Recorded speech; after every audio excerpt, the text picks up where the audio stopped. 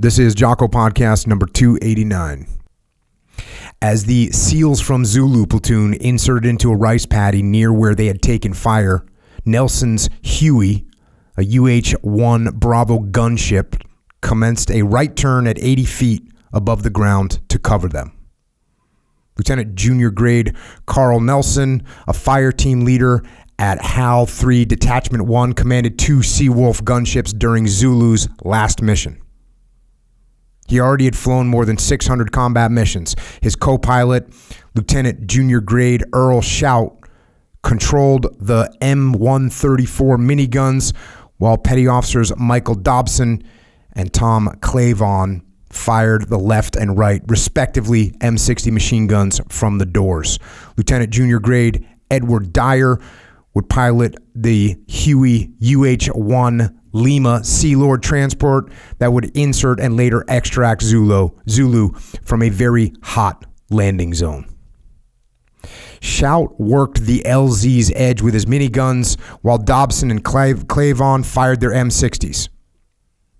The SEALs patrolled northeast and then east on a dike separating 2 rice paddies, and then moved north to one perpendicular to the first. As they advanced, the enemy began firing from well-concealed and dug-in positions on a dike covered with heavy vegetation. The SEALs and Nelson's gunship immediately returned fire. As the patrol continued closer toward the tree line, the SEALs took accurate withering fire from both sides of the dike. Pointman Roland fell, shot through the groin. He was hit again as he crawled for cover. Seconds later, Telfer was shot in both legs. Both SEALs managed to return fire despite their wounds, but the severity of their injuries and the immediate necessity to extract them soon took them out of action. Lieutenant J.G. Richards immediately radioed Nelson for fire support as he and Lawrence advanced under fire to assist the 2 seriously wounded SEALs. Christened the Hulk by his fellow SEALs, Lieutenant J.G. Tom Richards was well liked and respected, and he enjoyed a reputation as a highly capable operator. He was a native of Bright Waters, New York, and a graduate of Bayshore High School, where he wrestled and played football. Following graduation, he attended Villanova University on a Navy ROTC scholarship.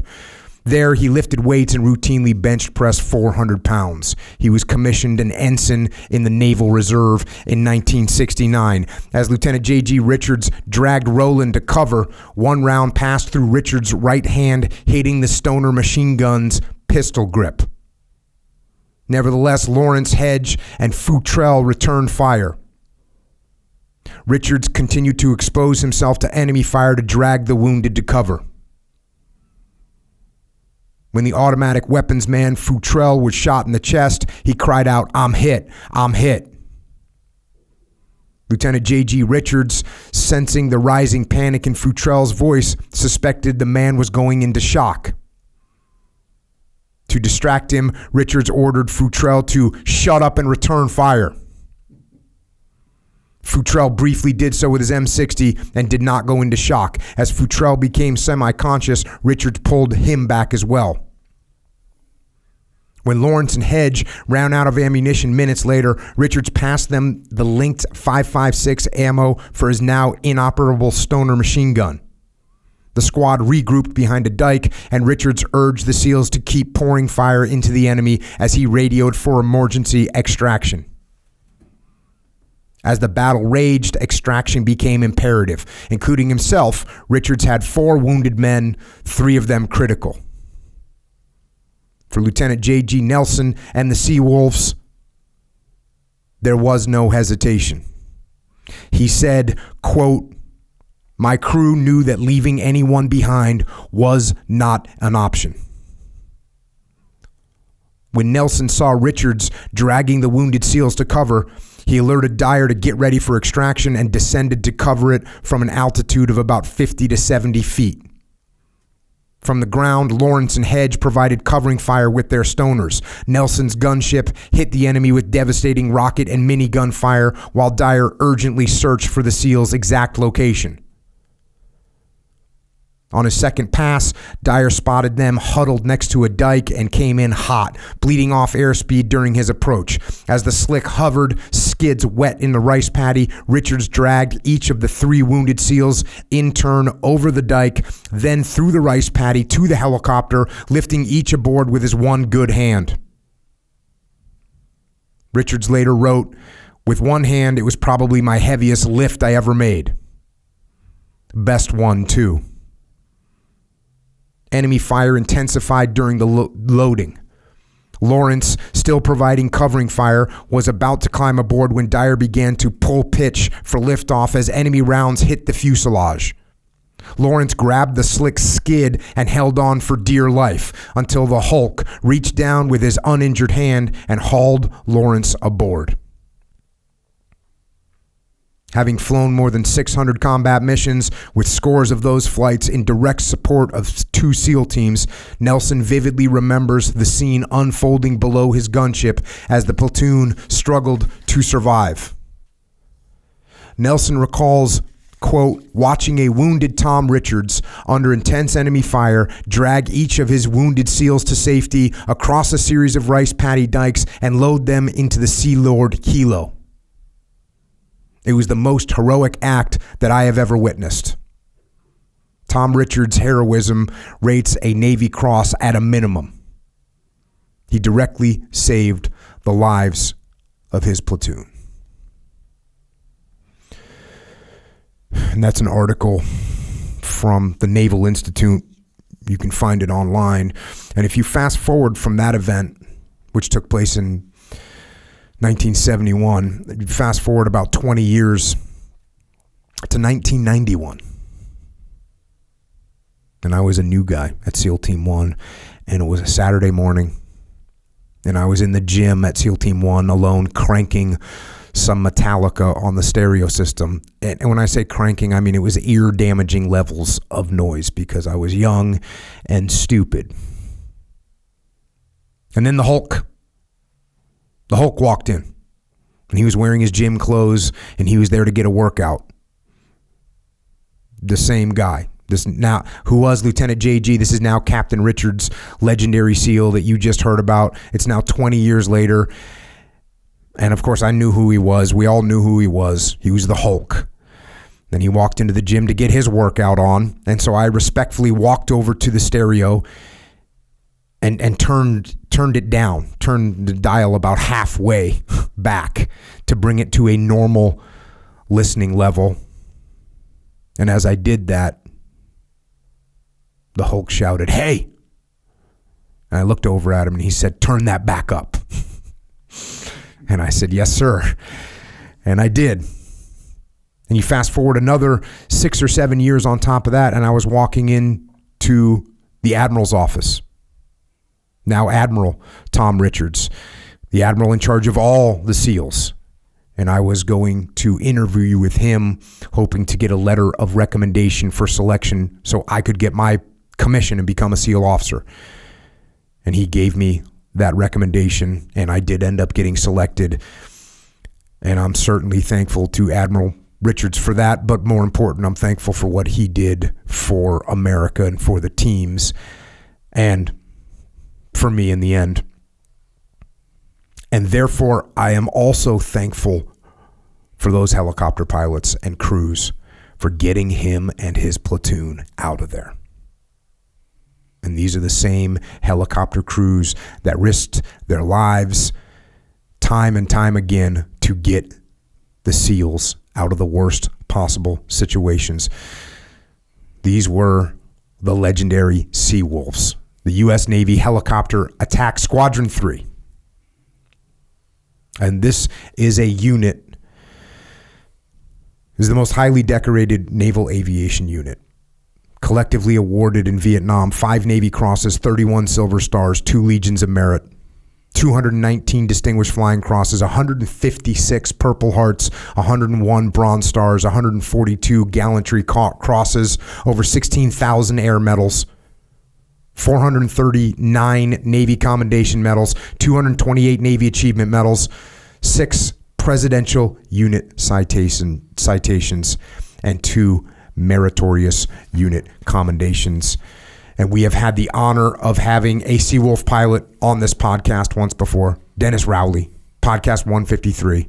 If you haven't listened to that, go and check it out.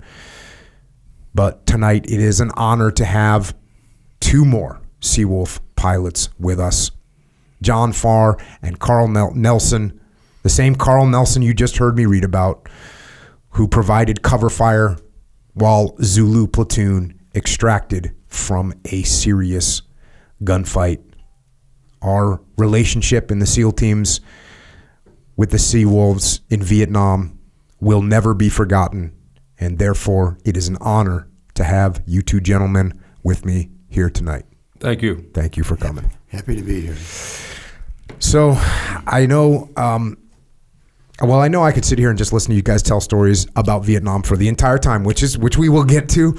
But to start off a little bit, let's start a little bit about where you guys came from and how you grew up, just so we have some background. What do you think? John, you want to start? Absolutely. And John, you're the reason your son connected us, right? Yes, Eric, my son. He was the one that's a Marine, and he's big into jiu-jitsu, so he would love this place.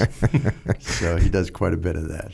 But yeah, he's the one that's was in the military. Well, thanks to him, thanks to Eric for linking us up, and it's outstanding to have you here. So where'd you guys grow up, John? I grew up in the Chicago area, north of Chicago. Went to high school there, and I went to a small college in Indiana, St. Joseph's College, which is in Rensselaer, about halfway between Notre Dame and Purdue. Okay. And my senior year, there was a Navy recruiter came down looking for recruiting for the Navy flight program. And I actually what year is this? This would have been 1968. Okay. So Vietnam is full on. Yes. And that was the year they had the lottery for the draft. Okay. And I got the paper. I started at 365 looking for my number. And I said, geez, I missed it. So I started at the top, went through it again. I said, they don't have my number in here. And I flipped the paper over. The first number picked, I believe, was May 8th. The second number picked was April 24th, which was my birthday. So there's no doubt where I was going. And at the same time, I was looking for a job, graduating from college and everything. And one of the first questions they ask is, well, what's your draft status? And I said, well, it's A1. And most people say, well, why don't you come back after your service? And then I interviewed with Burroughs Corporation. They never asked the question, and I never provided the information. I got hired. So I got hired by Burroughs, graduated, started working with them. In the meantime, I passed this flight exam down in college, and he said, well, now you need to go up to Glenview for an interview and a physical. And I lived probably 20 minutes from Glenview in north of Chicago. So I said, this is great. So I went up to Glenview. My real reason for going up there was on Saturday night, I'd go down to Rush Street for the night. And this I was back home. So I did that, went through the physical, and everything went fine. And I didn't hear anything for a while because you got to take something, go through the process. And then I started working at Burroughs. Now, what kind of company was Burroughs? Burroughs was a computer company. Sold calculators, adding machines at the time. And so I started working with them. Yeah, I was going to say computer company in 1968. It's a little bit of a stretch, right? well, they calculators, adding machines, things like that. But they did become one of the larger computer companies, competing against IBM. In fact, later in my career, I had sold the largest computer that Burroughs made at the time to the University of Chicago Medical Centers, just before they merged with Sperry. Got it. But we're off the track on that. So anyway, I started working. Then I got a notice from the Army to come in for my Army induction physical. About a week after that, I got a call from the Navy saying, congratulations, you've been selected for the Navy's flight program. And I says, well, I just started a job. I can't do this. And the guy says, son, you're in the Navy. When would you like to report? And I said, well, what's the latest date you could give me? And it was October 18th. And I says, okay, I'll take that. So now I got to go in and tell my boss I'm going to go in the Navy.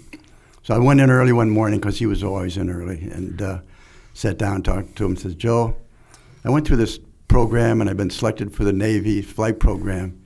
As it turned out, he was a Marine fighter pilot during World War II. Wow. And he says, hey, this is a once-in-a-lifetime opportunity.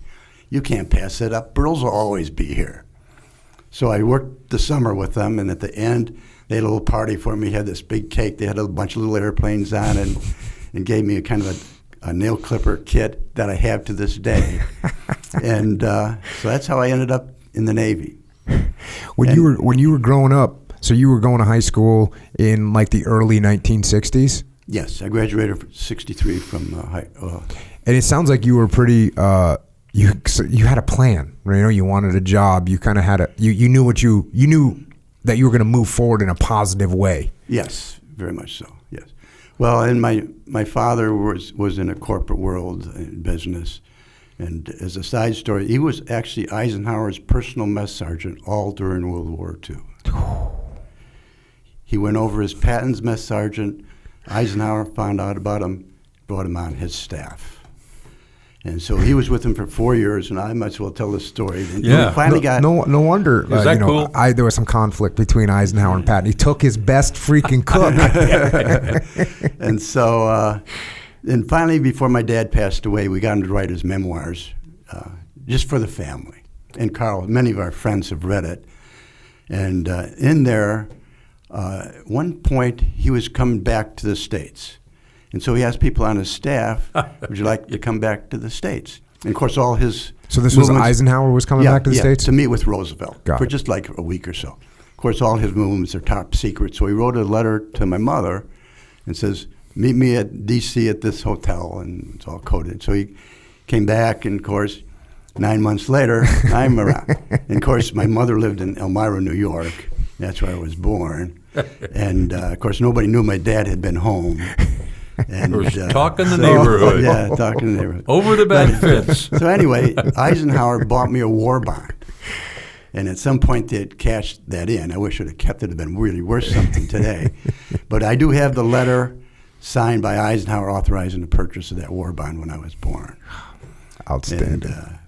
But my dad served on his staff for about 4.5 years. So I was probably a year old before I ever saw my father. Wow. But he thinks the world of Eisenhower and says he's never saw Eisenhower do anything that would challenge his integrity, his honesty, or his reputation. It's impressive. You don't hear that very much anymore these days. No, you don't. We could use Eisenhower now. Be nice. All right, Carl, Yes. where the heck did you come from? I was born a poor black child. I actually, believe it or not, I was born and reared in the panhandle of Texas. Between Memphis and Turkey, Texas, in Hall County, there's a little spot of dirt, and that's where I was born. And Maggie and Dude's number 3 child, and I was the first Nelson male to graduate from high school. So I went to college. They thought I was a flippin' genius. I mean, that kid must know everything, right? So What did your parents do for work? they were children of sharecroppers and sharecroppers themselves. We didn't own anything, but raised cattle and did a cash crop, which I always got a kick of the term cash because we never made any money on it. And that was cotton. And aren't many people that you know, I'm sure, that drug a cotton sack at 5, 6, 7, and 8, and 9 years old every fall. Our school started early, like in August, let out for a month in September, October, whenever the cotton was ready to harvest. And of course, we needed all the family to pick the cotton because there just wasn't enough labor. And so dragging a cotton sack was, and of course the rate going wages those days was, so when you paid somebody, and that wasn't often, was $1.00 a penny a pound for picking cotton. And my dad picked 1,000 pounds one day, a long day. Most I ever got was like 200, but I was a little guy. So that's my roots. And we moved to Oregon when I was in grade school, and it was a great relief getting away from that damn cotton. But the downside was I'm chopping and cutting wood. You know, the old story goes, I was 15 before I knew my name wasn't Get Wood. I had to get wood all the time. And of course, being a very wealthy family, I carried water too. We didn't have a well. We had to get water from a couple miles away, so I'm carrying water. And sounds like a lot of Horatio Alger stories. My kids yawn and roll their eyes. They've heard them. But I'm really proud of my roots, and it's interesting. My goal was to be a high school football coach. First of all, I thought I was going to be a professional athlete. I was sure I was going to be in the NFL as a middle linebacker. Well, I did get drafted, but the real world was there was a war going on. I had just gotten married, and I thought, I had a younger brother in the Army in Vietnam, and this is 1966 when I graduated. And a year after John, I'm surprised, by the way, to hear. I was very surprised to hear that Tom Richards finished high school and John Farr. That's breaking news on the same program. You did it, Jocko. But I got a dream job. I thought if I don't, I'll do the tryout. And it was San Diego. I would do the tryout if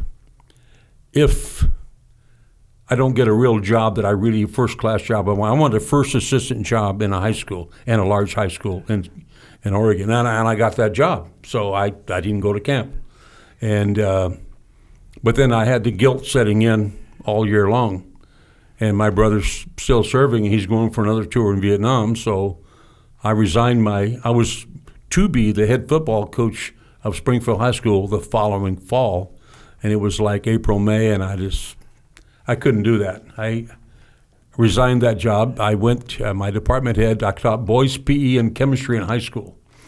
My chemistry department head was a guy named John Vogt, and John was a naval aviator. He says, "What are you going to do?" And I says, "I think I'll probably join the Marine Corps. I don't know." He said, "No, don't do that. Go fly." So Sandpoint Naval Air Station was open in those days, up in Seattle, Washington. He says, "Come with me to reserve weekend," and I went flying with him, and then we hung out in the Oak Club, and I was on the stage dancing with some Polynesian ladies, and I thought, I could do this. I could do this job. So I took the test and did the interview, and I was in class 3268 in the fall of '68 in Pensacola, at an AOC class, and John, you were 38. 38, 68. He was 6 weeks later. Okay.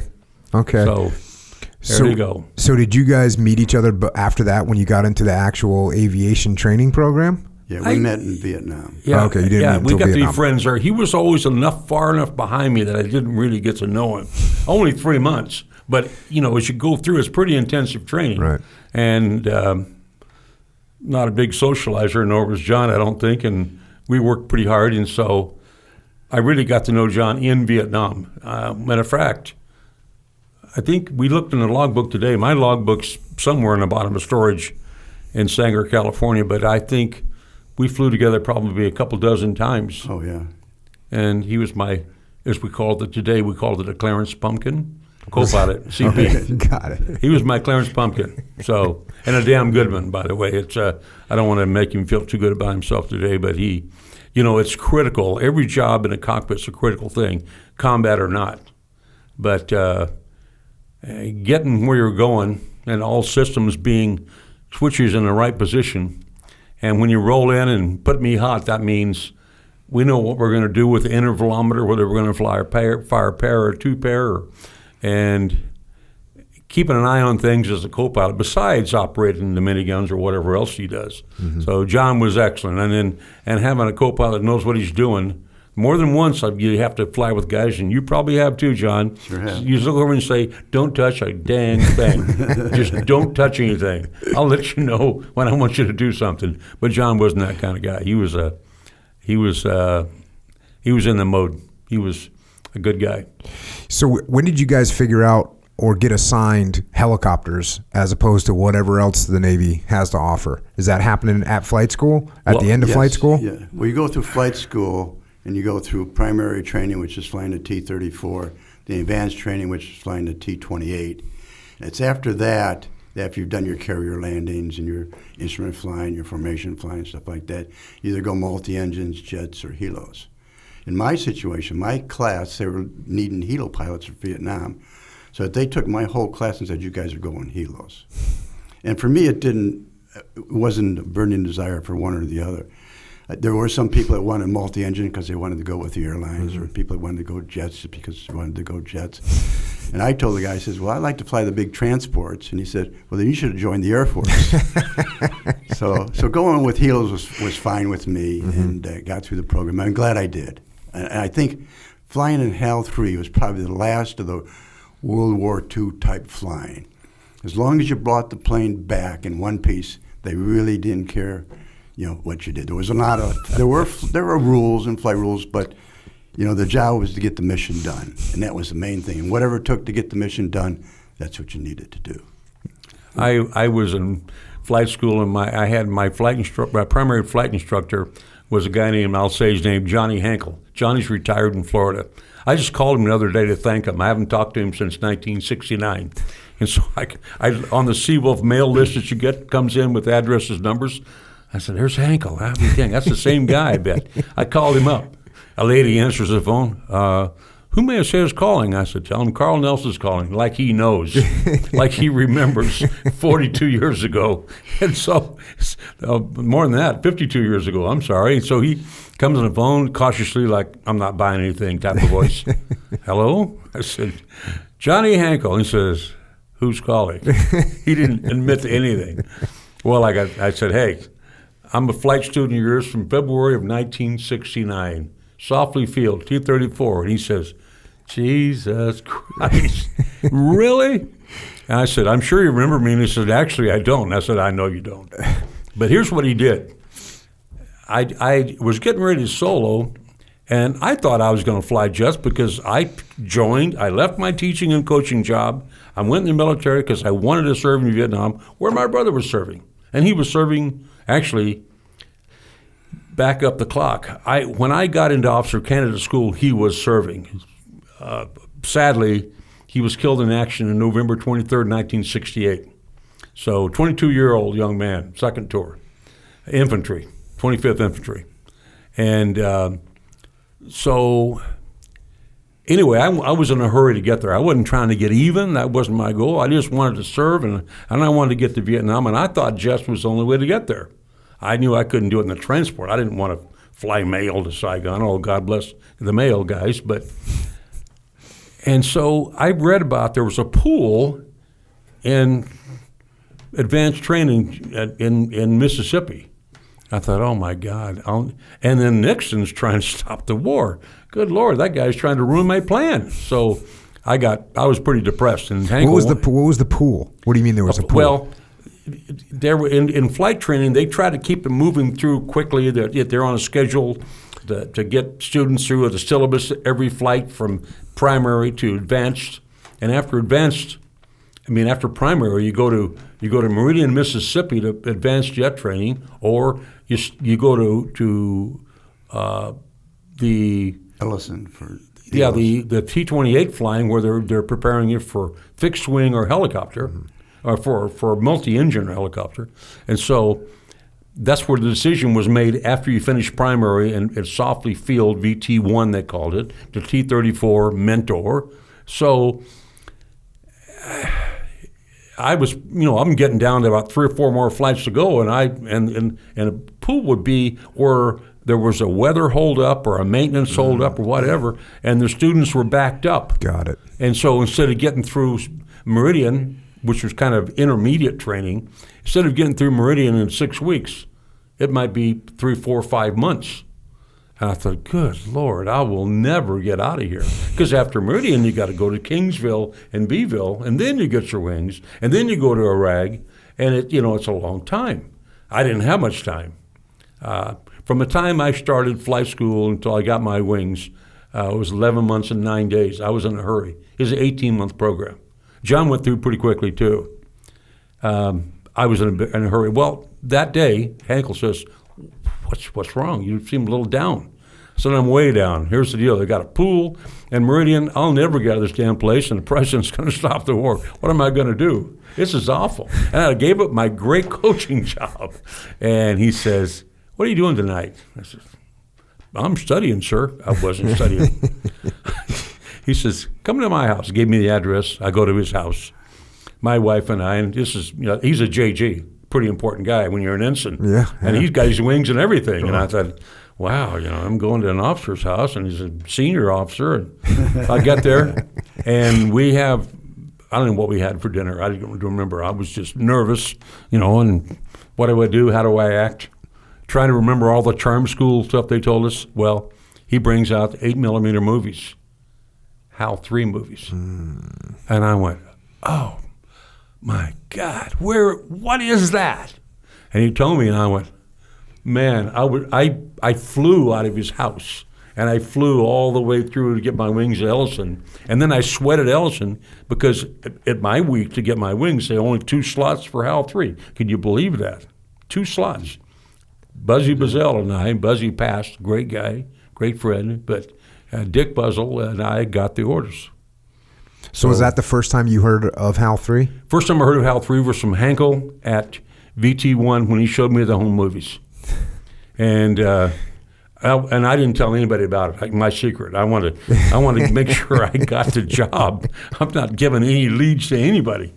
So it was a blessing. And I'll tell you, I'm talking too much, and it's supposed to be for John here, but greatest thing probably not outside of the birth of my 2 daughters, the greatest thing that happened to me because the mission was incredible guys to fly with, and working with SEAL teams and with the boats, really a mission. We were needed, and there's not a better mission on earth than that, I thought. It was.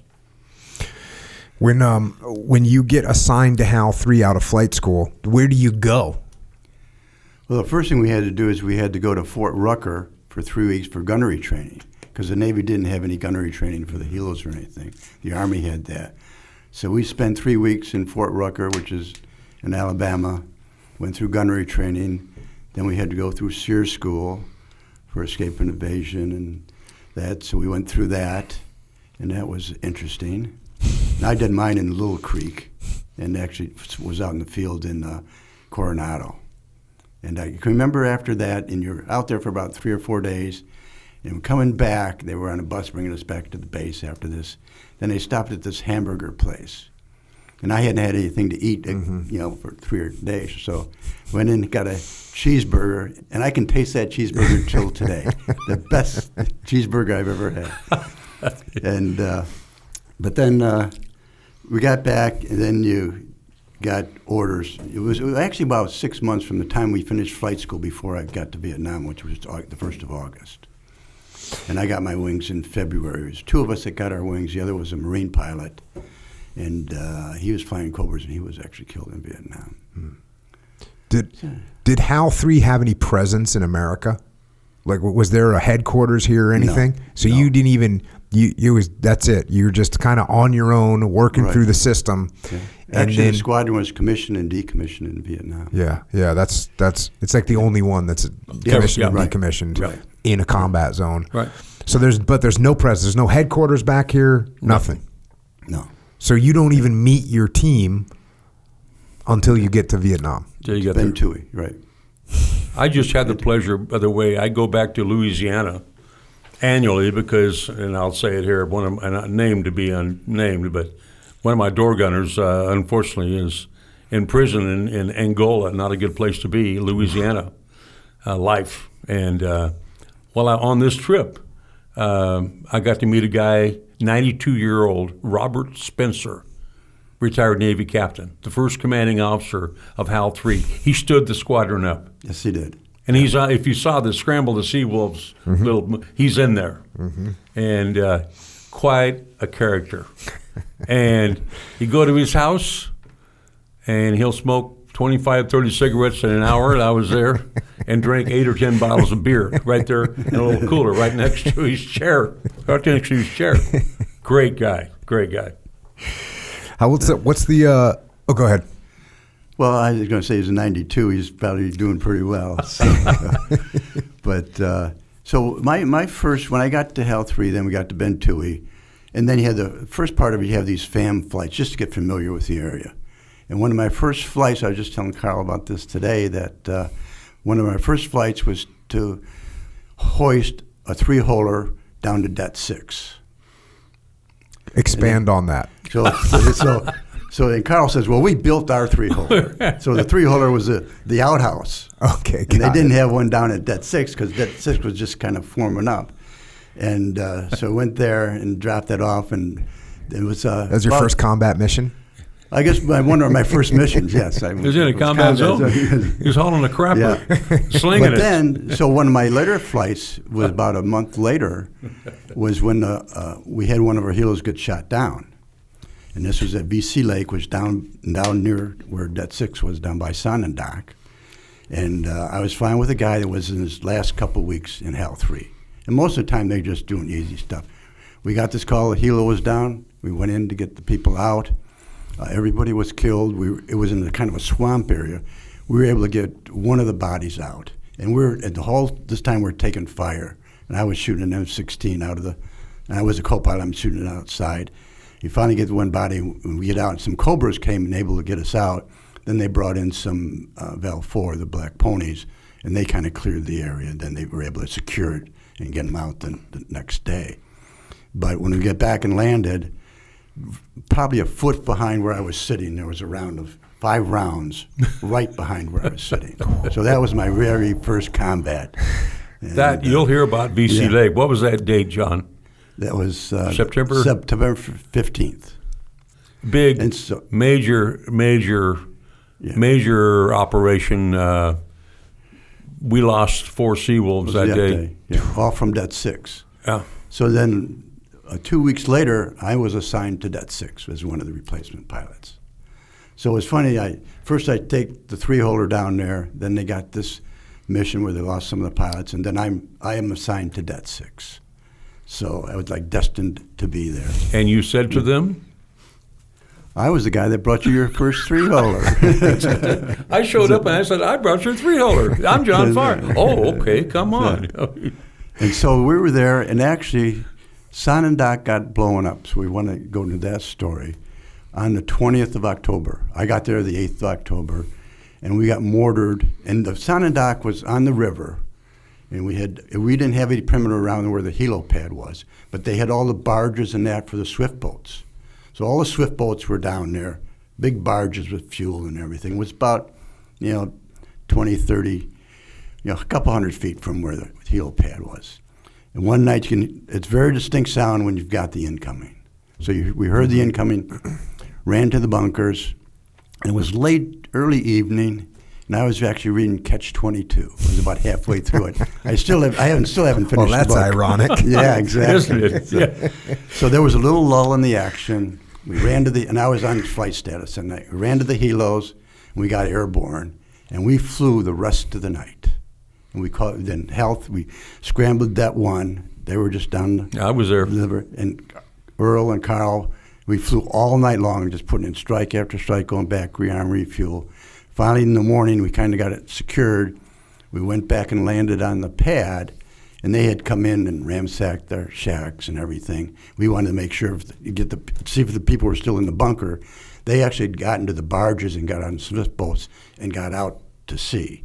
So everybody, I think there was only one person that was killed that was on one of the barges. But halfway through the night, they finally hit the fuel barge. You see this huge fireball come up.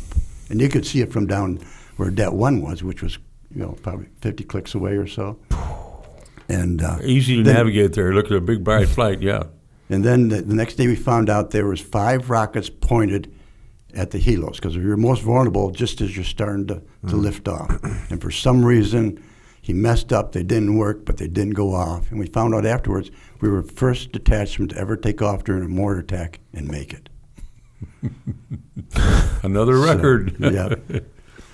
And so now. Did you ever start to feel like you had some kind of black cloud over your head? Because now we got rounds hitting behind you, replacement the guys that were killed. You got the first person to take off during a mortar attack. This is only in the first 2 months or 3 months. And no wonder you didn't finish reading Catch 22 because you realized you were freaking crazy. Yeah, for sure. But the thing is, and Carl and I were talking about this the other day, he says, we were there to do a job and do a mission. So you never thought about those things. You never thought about the negative, what could happen. You maybe years later think, boy, I had some close calls, and we did.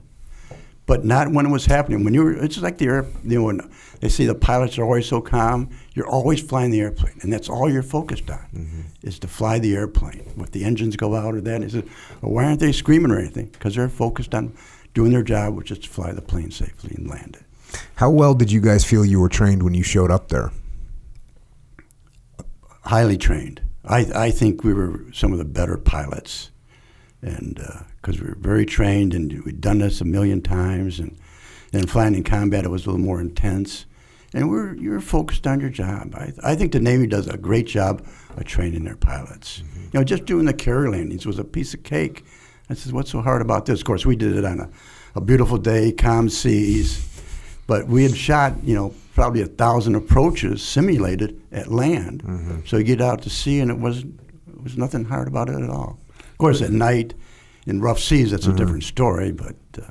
The HAL 3 had 9 detachments throughout the Mekong Delta, strategically placed, all the way from the Cambodian border down to where I was, down in the lower Kamau Peninsula. And if you got in trouble at night, you needed a medevac at night, or an advanced tactical support base, an ATSB, kind of a triangle shape, and they got concertina all around it, and they got hit all the time at night. They scrambled the Seawolves, and we would fly. We were all-weather pilots. In those days, most of the Army guys were not all-weather pilots. They were VFR daylight pilots. Not all of them, but most of them. I was going to say, by all-weather, that includes nighttime. Nighttime and rain. Yeah. There would be monsoon season, you could barely see in front of your face. We're flying instruments in an old UH-1B, but we were all instrument trained, and we were heavily instrument trained. After we got through our primary training in T-28, we had instrument training there. We went through another squadron, VT-6, nothing but instrument training. So we got transitioned to the aircraft, precision and acrobatics, and then we got over to do instruments, and then did instruments again, and then went to do FCLPs, field landing carrier practice, a lot of them, before you go hit the boat. In those days, every naval aviator had wings on, was carrier qualified. Not anymore. We're saving money now, so not anymore.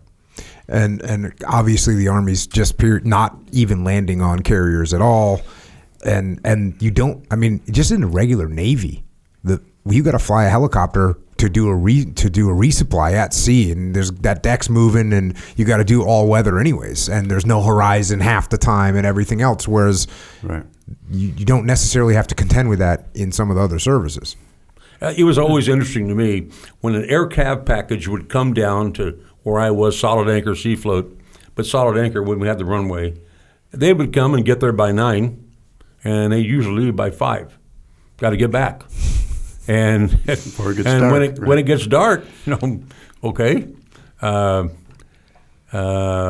But to be fair, when you mentioned Songendok, I had a memory as I was a co-pilot in those days, and I was co-pilot to go unnamed, an ONC, and we usually flew at 800 feet, and he had to be 1,200 feet that night.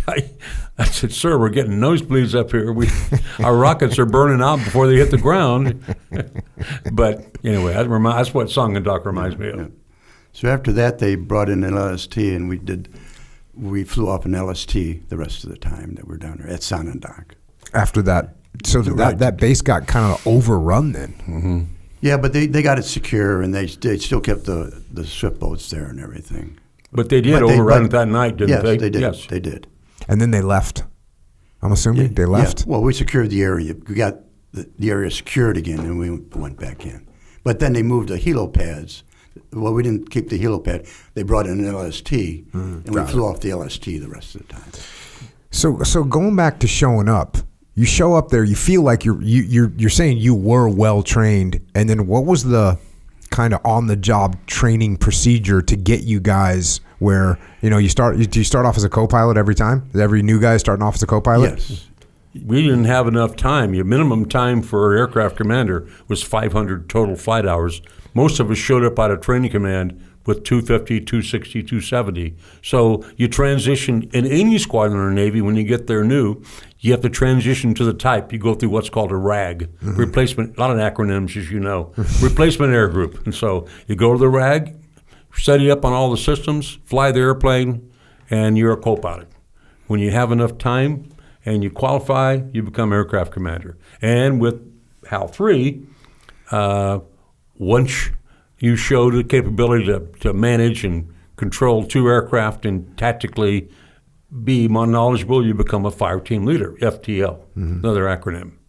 So John was an FTL. We were, yeah, most of us were. Yeah. And then at what point did you realize who you were supporting? When you saw the 8mm home movies, was he saying, hey, we're supporting the SEAL teams over there, and let me tell you what the SEAL teams are? Yeah, he did, and I never heard of a SEAL. I had no idea what a SEAL was. And I forgot what it was, and I had to ask him the next day, what did you say they were? And he said, well, they're like frogmen. I said, yeah, I know what movies in World War II. I knew what frogmen were.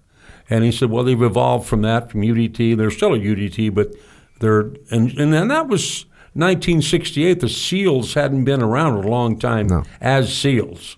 And, and I remember going to, first of all, Sea Float was a bunch of barges tied together, and the Bode River, I think it was, in Comal Peninsula.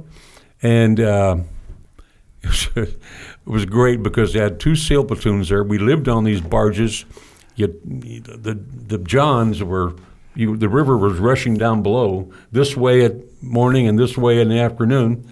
And all night long, you couldn't sleep at first when you're a new guy because they're setting off concussion grenades all night. And the next morning, many mornings, there'd be a sapper that was trying to get there to blow the place up, laying over on the bank, blowed it up in the sun, And a couple times they got sappers on the boat, but they got them. The SEALs got them before they did any damage. But it's amazing the perseverance of some of those characters. I think the primary mission was we were the close air support for the swift boats going up and down the canals. And if you ever go, I've gone to places and talked to somebody, and he was on the swift boats, and he found out I was in HAL 3, and he's buying me beers the rest of the night. So the swift boat guys really, and the SEALs as well, supported the Sea Wolves. Oh yeah, it's legendary to make sure you give nothing but full respect to the Sea Wolves when you're in the SEAL teams, for sure.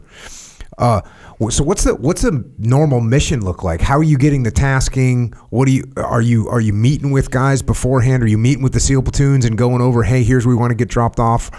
Well, what does that look like? Well, and Carl can speak to that because he was with the SEALs. On Det 6, we didn't have any SEAls with us. We just had the swift boats. And there wasn't a lot of coordination with the swift boats, except when they got in trouble, they call us up and scramble us for close air support when they got into trouble. But the SEALs, those missions were coordinated, and I'll let Carl speak to that. They had many types of missions, as you know, Jocko. They and many times they would just be advising us, look, we're going to go in at night, and we're going to go by boat. They've got a Kit Carson scout that's going to lead them in. Intelligence says XYZ is here, and they would let us know where they're going to be, and then coordinates of where they're going to be, and I'll tell a story here about John Sandos. I'll use your name, John, and outstanding officer.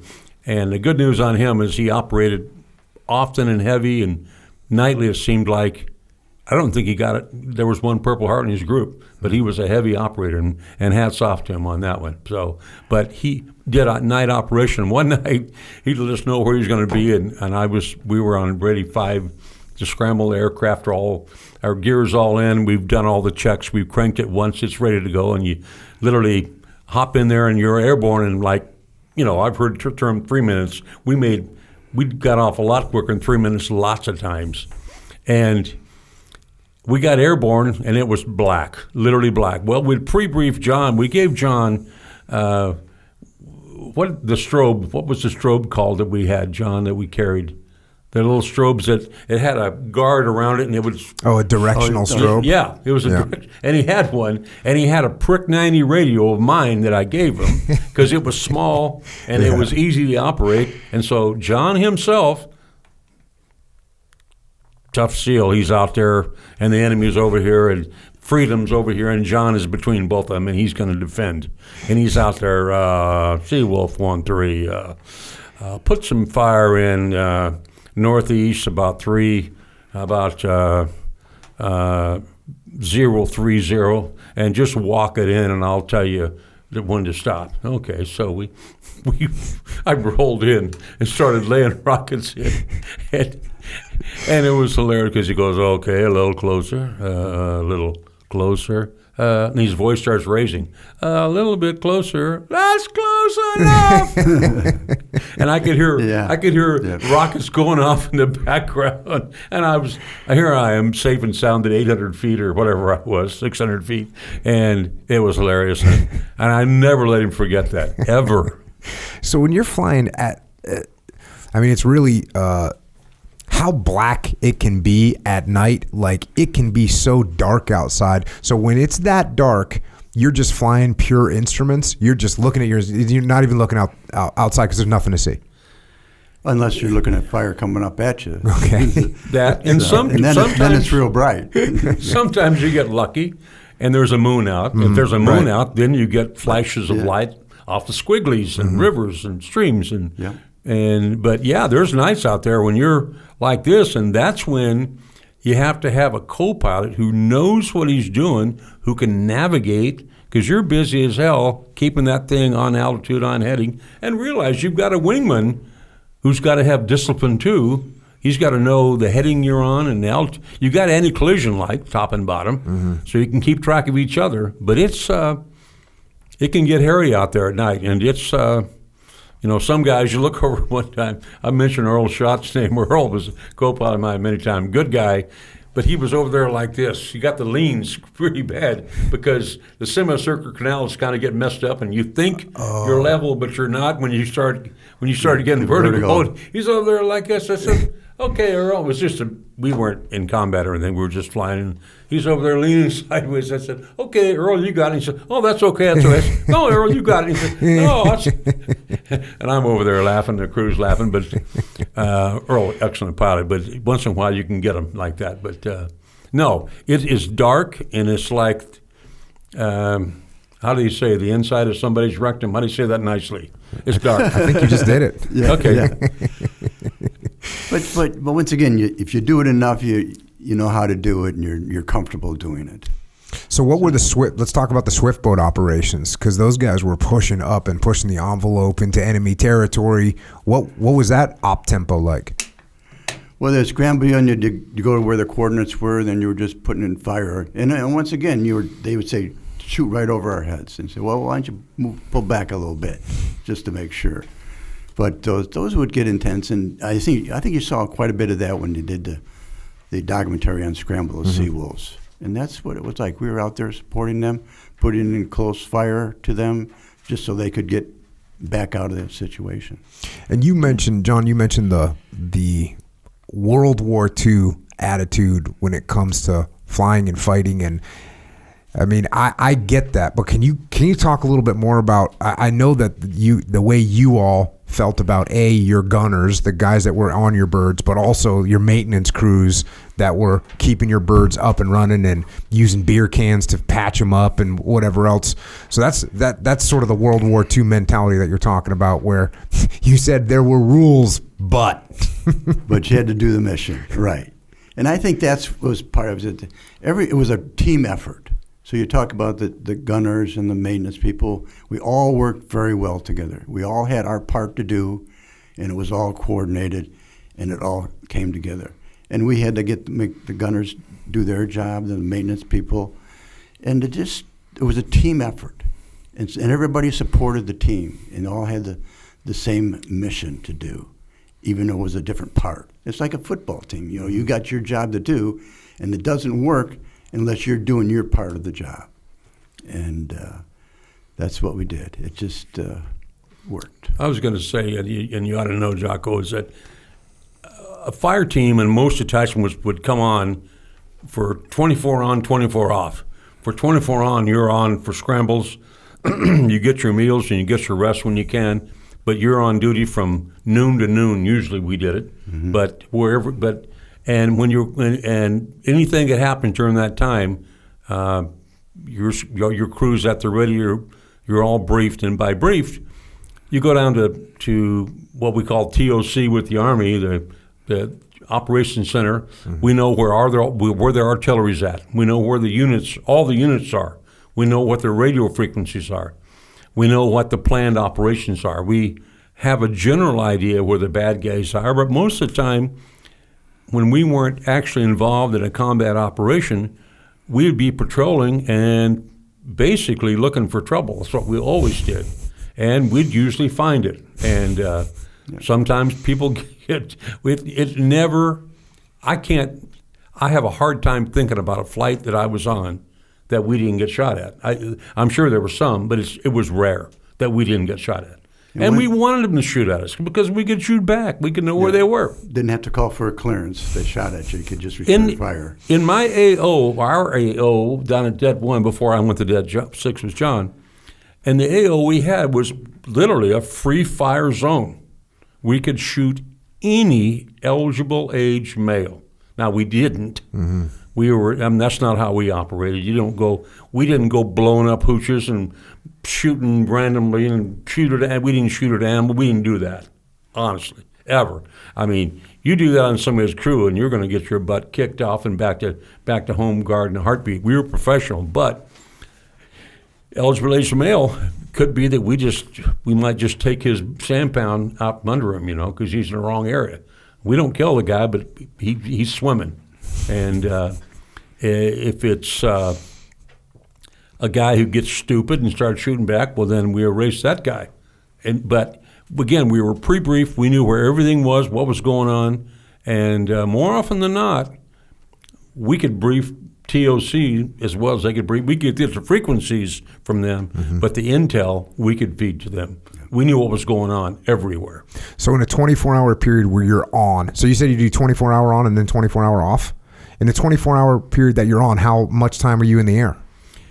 Depends on what kind of operation you have, but I honestly, I flew a lot because I was of the opinion the more airborne I was, the better pilot I was, the better my crew was, because everybody's doing their job. They loved it. I loved it. And the better we knew our area of operations. I have many times flown, if you say every other day is 15 days, I've flown many months for 100 to 130 hours a month. And during the day, maybe 8 to 10 hours. It wasn't unusual. Yeah. We were looking at your logbook today, and we flew together that first month at Det 6. All day long, yeah. All day long. Yeah. And every time that was our job, is to fly. Sitting in the hooch, we're not doing our job. So we were out flying, just even if it was just training, looking for action or looking for something. So when your day off, what are you doing? You're doing your job, whether it's ops or admin or maintenance or whatever your job is, or sleeping, because you know the next day you may not get any sleep. So you sleep. And no, we were JGs. And I remember I was getting a fitness report debrief from my ONC. Very nice man. I didn't know what a fitness report. I knew what it was. I saw it in class sometime, but I barely knew what a fitness report was. And he was stroking me, and I didn't know it. But he says, "Now, Carl, I know you really like this mission. You're really enjoying it." "Oh, yes, sir." I mean, I was just. He says, "But the real Navy's not like this. You're not going to go to a squadron and have this much authority and responsibility." I mean, we're out there deciding who lives and who dies every day, and we're trying to make the right decision every day. I think we did. And he was right. We got to Lakehurst, and what was it like? I know. So we were JGs, and you're a fire team leader. You're responsible for that whole flight. You're in charge of it. Even if you got a lieutenant commander sitting next to you, you're the one that's calling the shots as a JG, because you're in charge of it. And that was important. I think. And I look at, people say, what's the best period of your life? Some say, oh, it was high school or college. I can honestly say the best period of my life was the 6 years I spent on active duty in the Navy. The friendships you make during that period, especially in combat, are so close, closer than any other friendships I have. So like Carl and Earl and Tim Zemer, we're all there. We've done the same thing together. And we had a reunion, 10 years ago now? It was 2009 at my house up 12 years ago. 12 years ago, up in He's Chicago. not good at math. And Carl, well, first of all, I invited Earl and his wife up to Chicago because his wife had never been to Chicago. He said, "Oh, come up, we'll show you this big city and the bright lights and everything."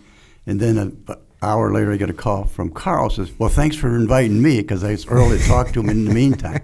And I said, "Well, Carl, you've been here before. You're always welcome." The next thing I know, I had my house full of people coming up for a reunion. We had 14 guys showed up. Yeah, this was on the 4th of July. Forrest got free food and booze. Oh, yeah. So we got a big tent, put it up in the backyard and everything, and we had this little reunion. And John Santos said, we always had a seal at every one of our reunions. It was very small. It was just a small group of people that were together.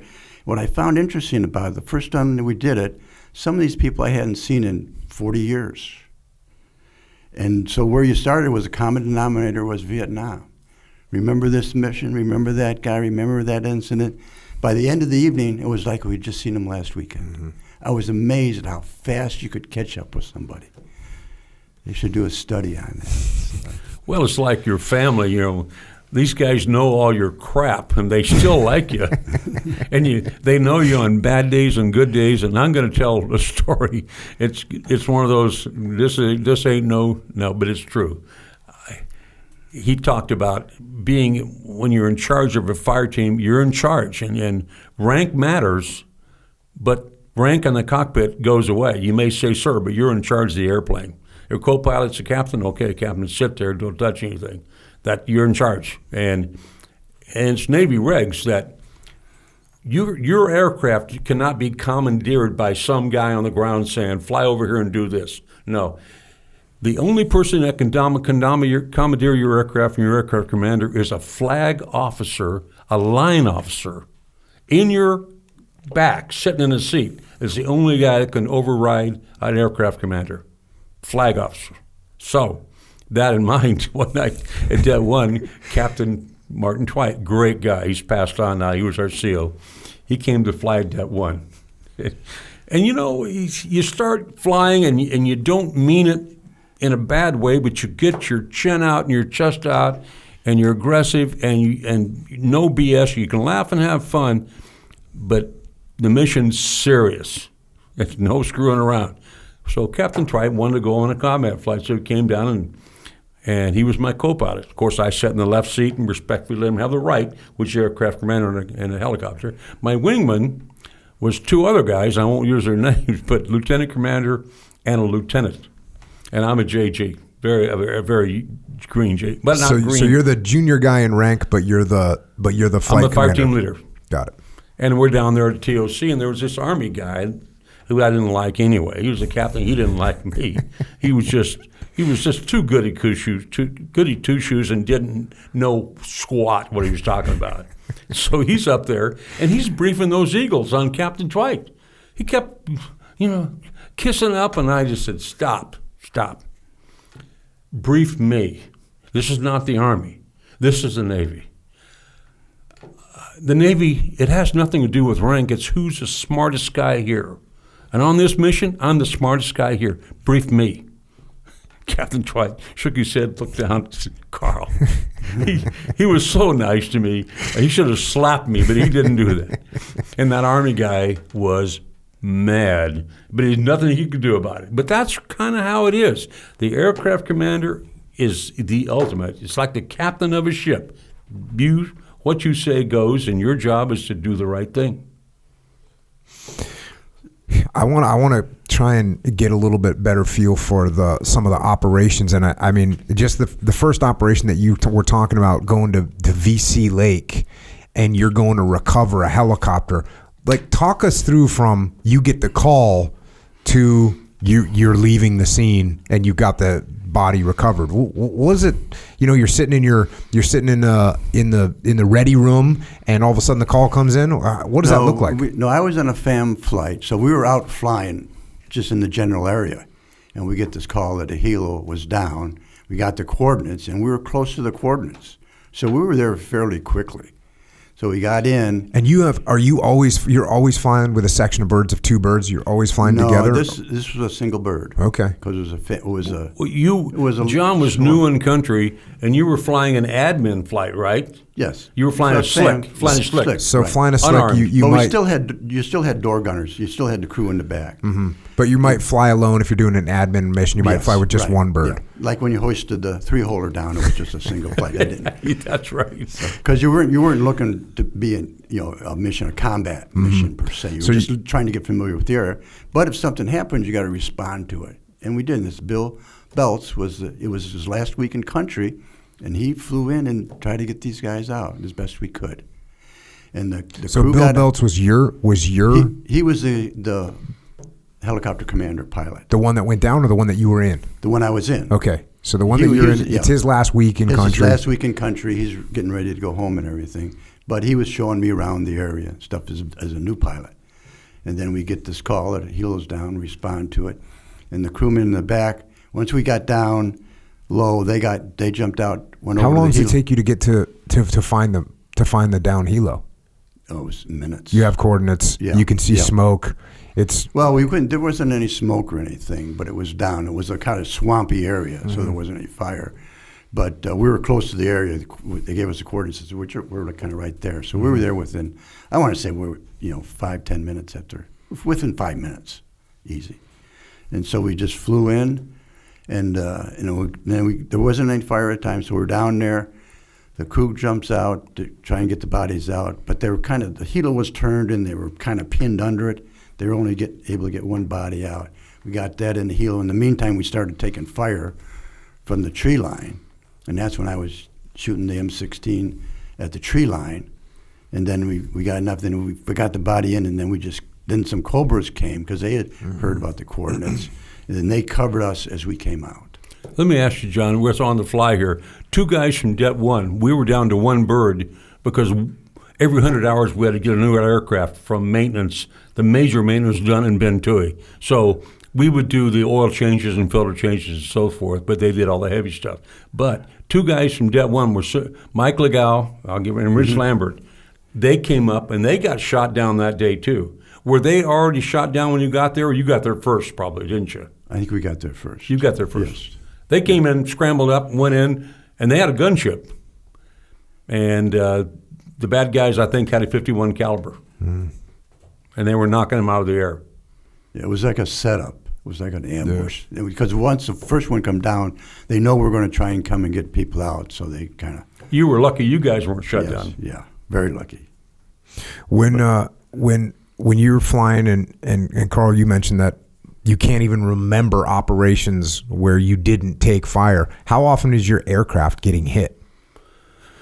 You post-flight really heavily when you get back, and you can, when you're a new guy, you can't hear certain things, but when you're got experience, you can hear gunfire. You can hear it from 800 feet. You can hear it. You can dang sure hear it when you're breaking off target at 200 feet, but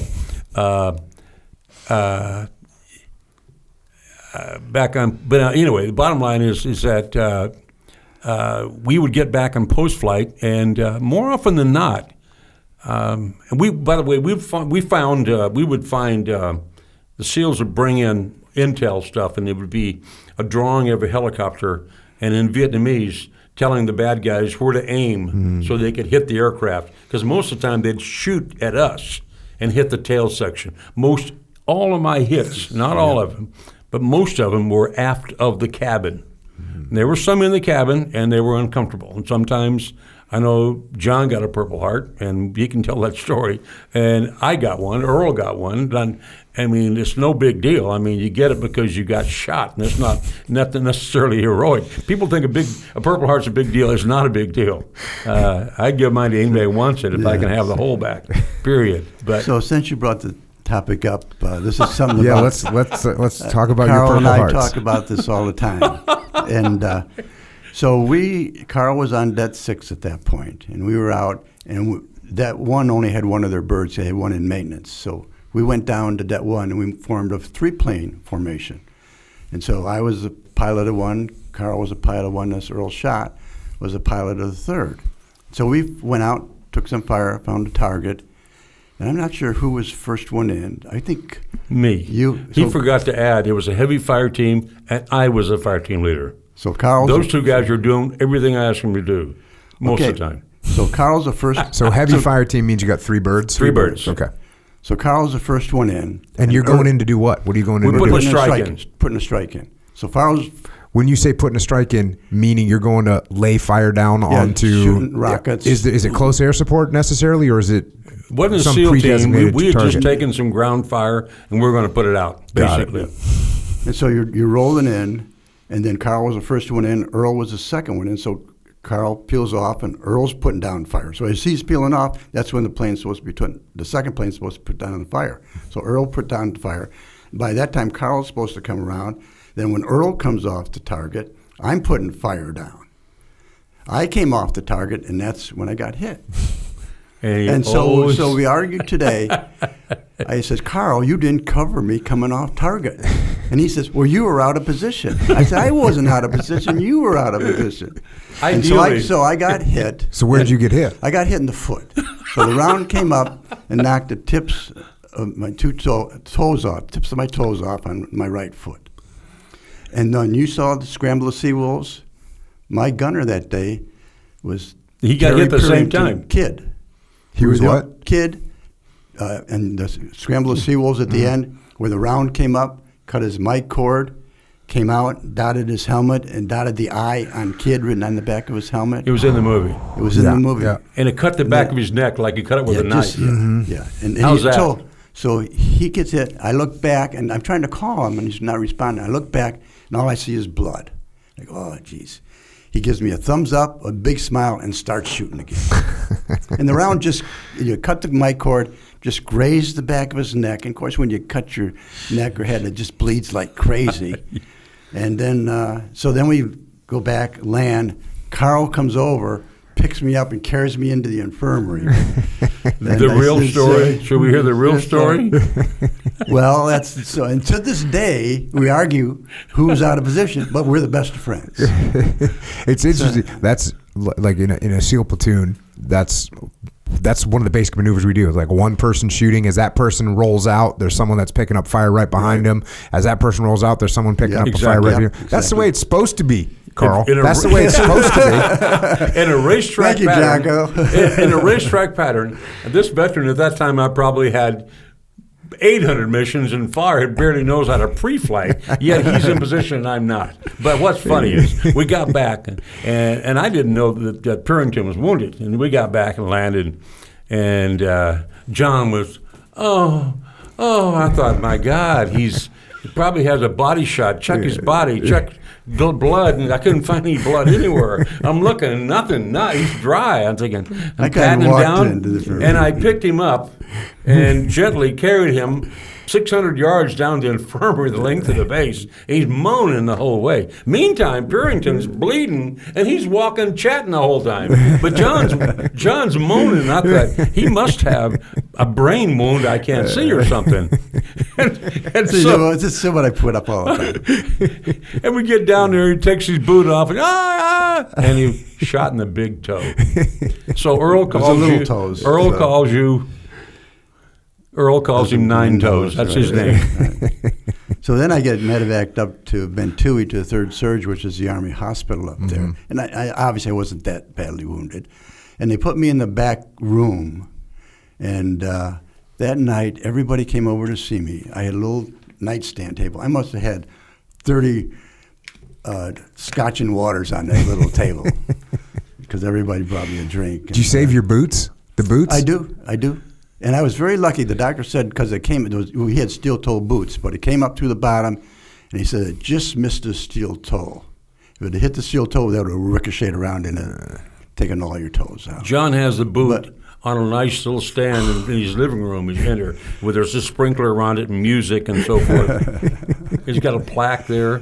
But I do, and I have the round that came up. Okay, He's where'd you recover the round from? He's got the round. Jeez. So it came up, went through my foot, and then hit me on the side of the leg. And I didn't know you can only feel one pain at a time. And it hit me on the side of the leg, and when I was getting out of the helo, I saw this round down by the collective, so I picked it up and put it in my pocket. It was 2 days later, I was getting out of bed, and I bumped my knee, and I go, geez, that really hurts. And I had a big welt about this big around on the inside of my thigh there. And so you can only feel one pain. I was just feeling my toes at the time. A couple of days later, I was feeling the other one. But that was around. Who was the CO then? Oh, so it was a change of command. That day I got shot was a change of command. And Captain Bergstrom was taking over from Captain Twite. And the tradition was that the first guy that got shot, the CO had to buy him a bottle of scotch. So he did it for a bottle of scotch. So we had an officers meeting, I don't know, a month later or something like that, and sure enough, he gave me a bottle of scotch. Brought it back to that and shared it with the team. Was it cheap? I can't remember. I don't know, it was Brewers or something like that. So what about you, Carl? When did you get shot? What happened to you? Oh, Earl and I were together, and we just it was minor. It was minor stuff, but I bled a lot. We took a round through the cockpit. What was the operation? You know, actually, we were just on a patrol. We weren't actually even put in a strike. You could take a round randomly, and it happened one time when we were taking a platoon to insert them. The radioman got shot on the way in with one of Richard's guys, Tom Richard's guys. But we just took a random round, as I recall, and Earl and I both took flak in the face where it bounced off of the center divider and the windscreen, so we got glass in our face and metal in our face, and it looked pretty bad until we shaved the beard, and it actually wasn't bad at all. It was minor. So I didn't limp anywhere. I didn't have to be carried down to third surge. Nobody bought me booze at all. Nobody cared, and I didn't care. But when they treat you and you're wounded and they treat you and they stitch you or whatever, you get a Purple Heart. That's what the Honorable John Kerry figured out. Yeah. It hurt more getting sewn up than it did getting shot. It's because they had to pull the skin around my toes and stuff. And I had to soak my foot for about a week to make sure there's no infection and everything. We gave him tons of grief over that, and we love John. He's a great guy, one of the best guys I know, and a gentleman. I don't have many guys I can call gentlemen that I know, at least not Seawolves. But anyway. But I was back flying in 2 weeks.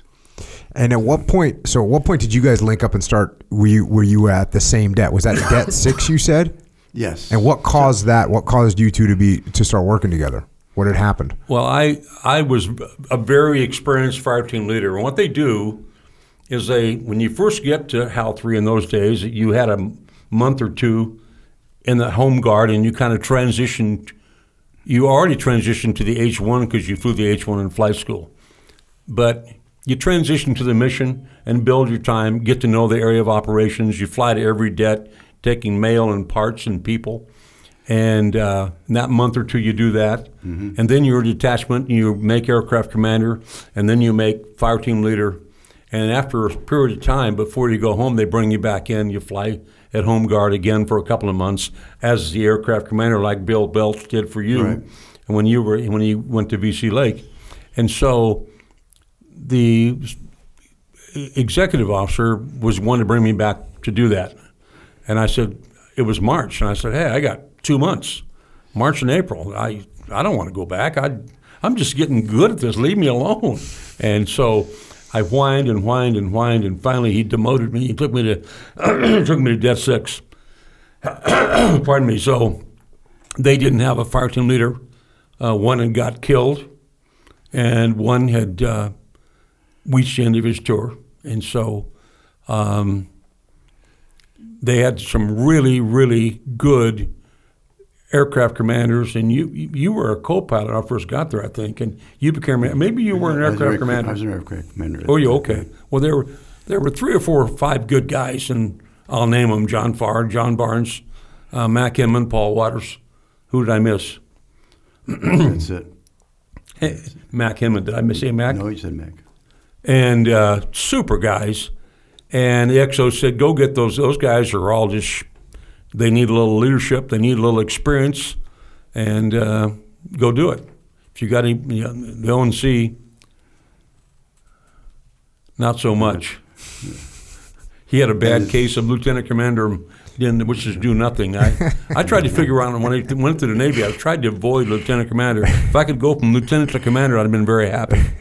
But anyway, so I sort of had to be me and put my chin out and chest out, and had these great guys that took about 30 minutes to fire up and get going, and all of a sudden we were flying all day, every day, like we're supposed to. Not sitting back at the boat waiting for meals. And then what's on at the movie? We don't give a damn what's in a movie. We're going to fly it, period. That's what you do.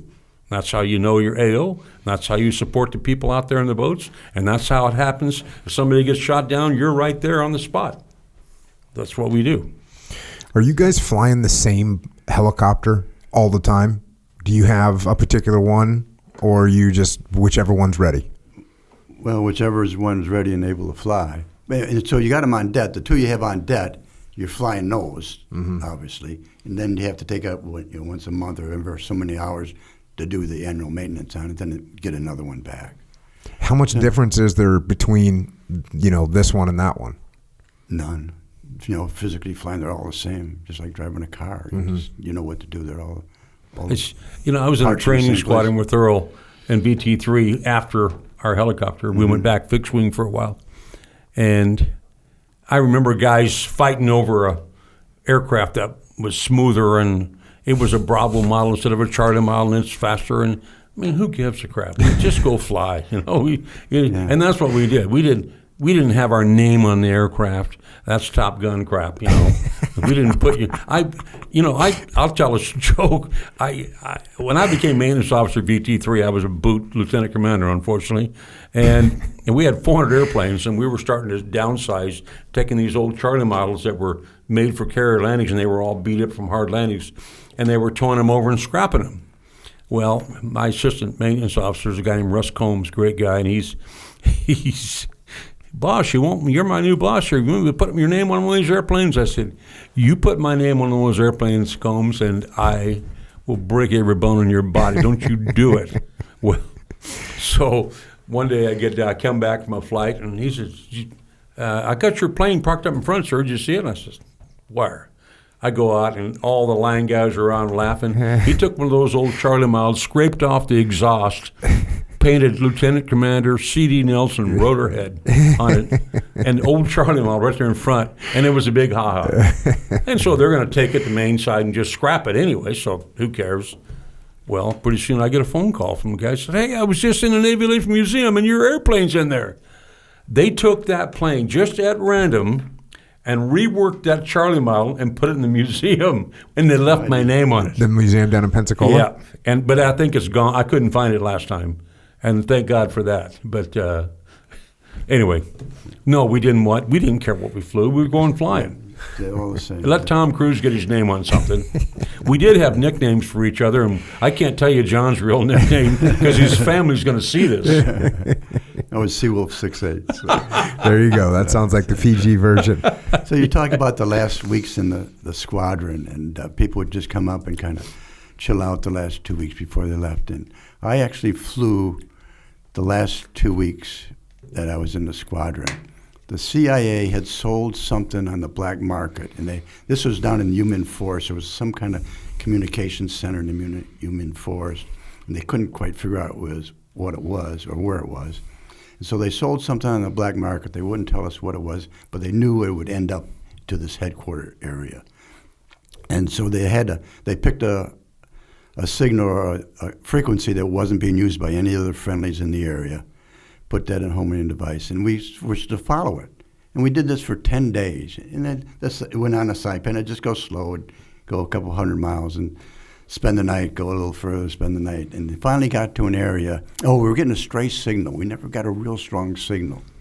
So we talked, and says one night we just followed the signal back, and it flew over this church, and the needle just did a 180.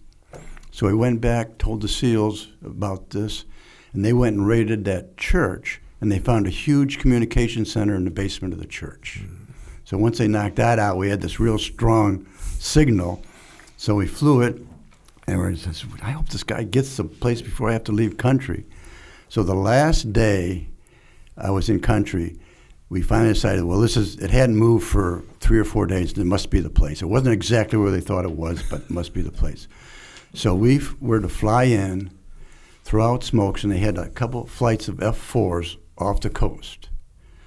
So we went in 100 feet, throw the smokes out, pull back, and that was the best air show I ever seen in my life. And the F-4s came in and just bombed the place.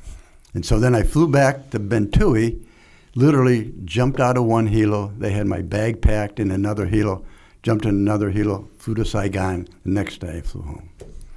So I flew a mission my last day in country.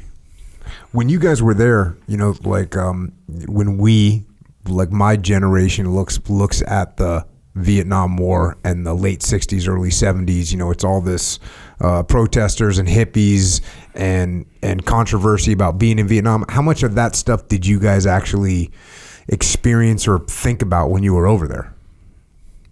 I didn't think about it at all. Not at all. We're doing our job, doing our mission.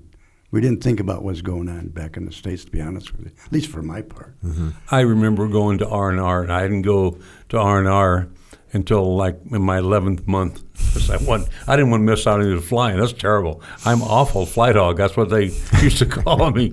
And that was a nice name they called me. But I remember we flying over to Honolulu, going to meet my wife, my then wife then. She liked me then. And see, girls, I mentioned your mom. And so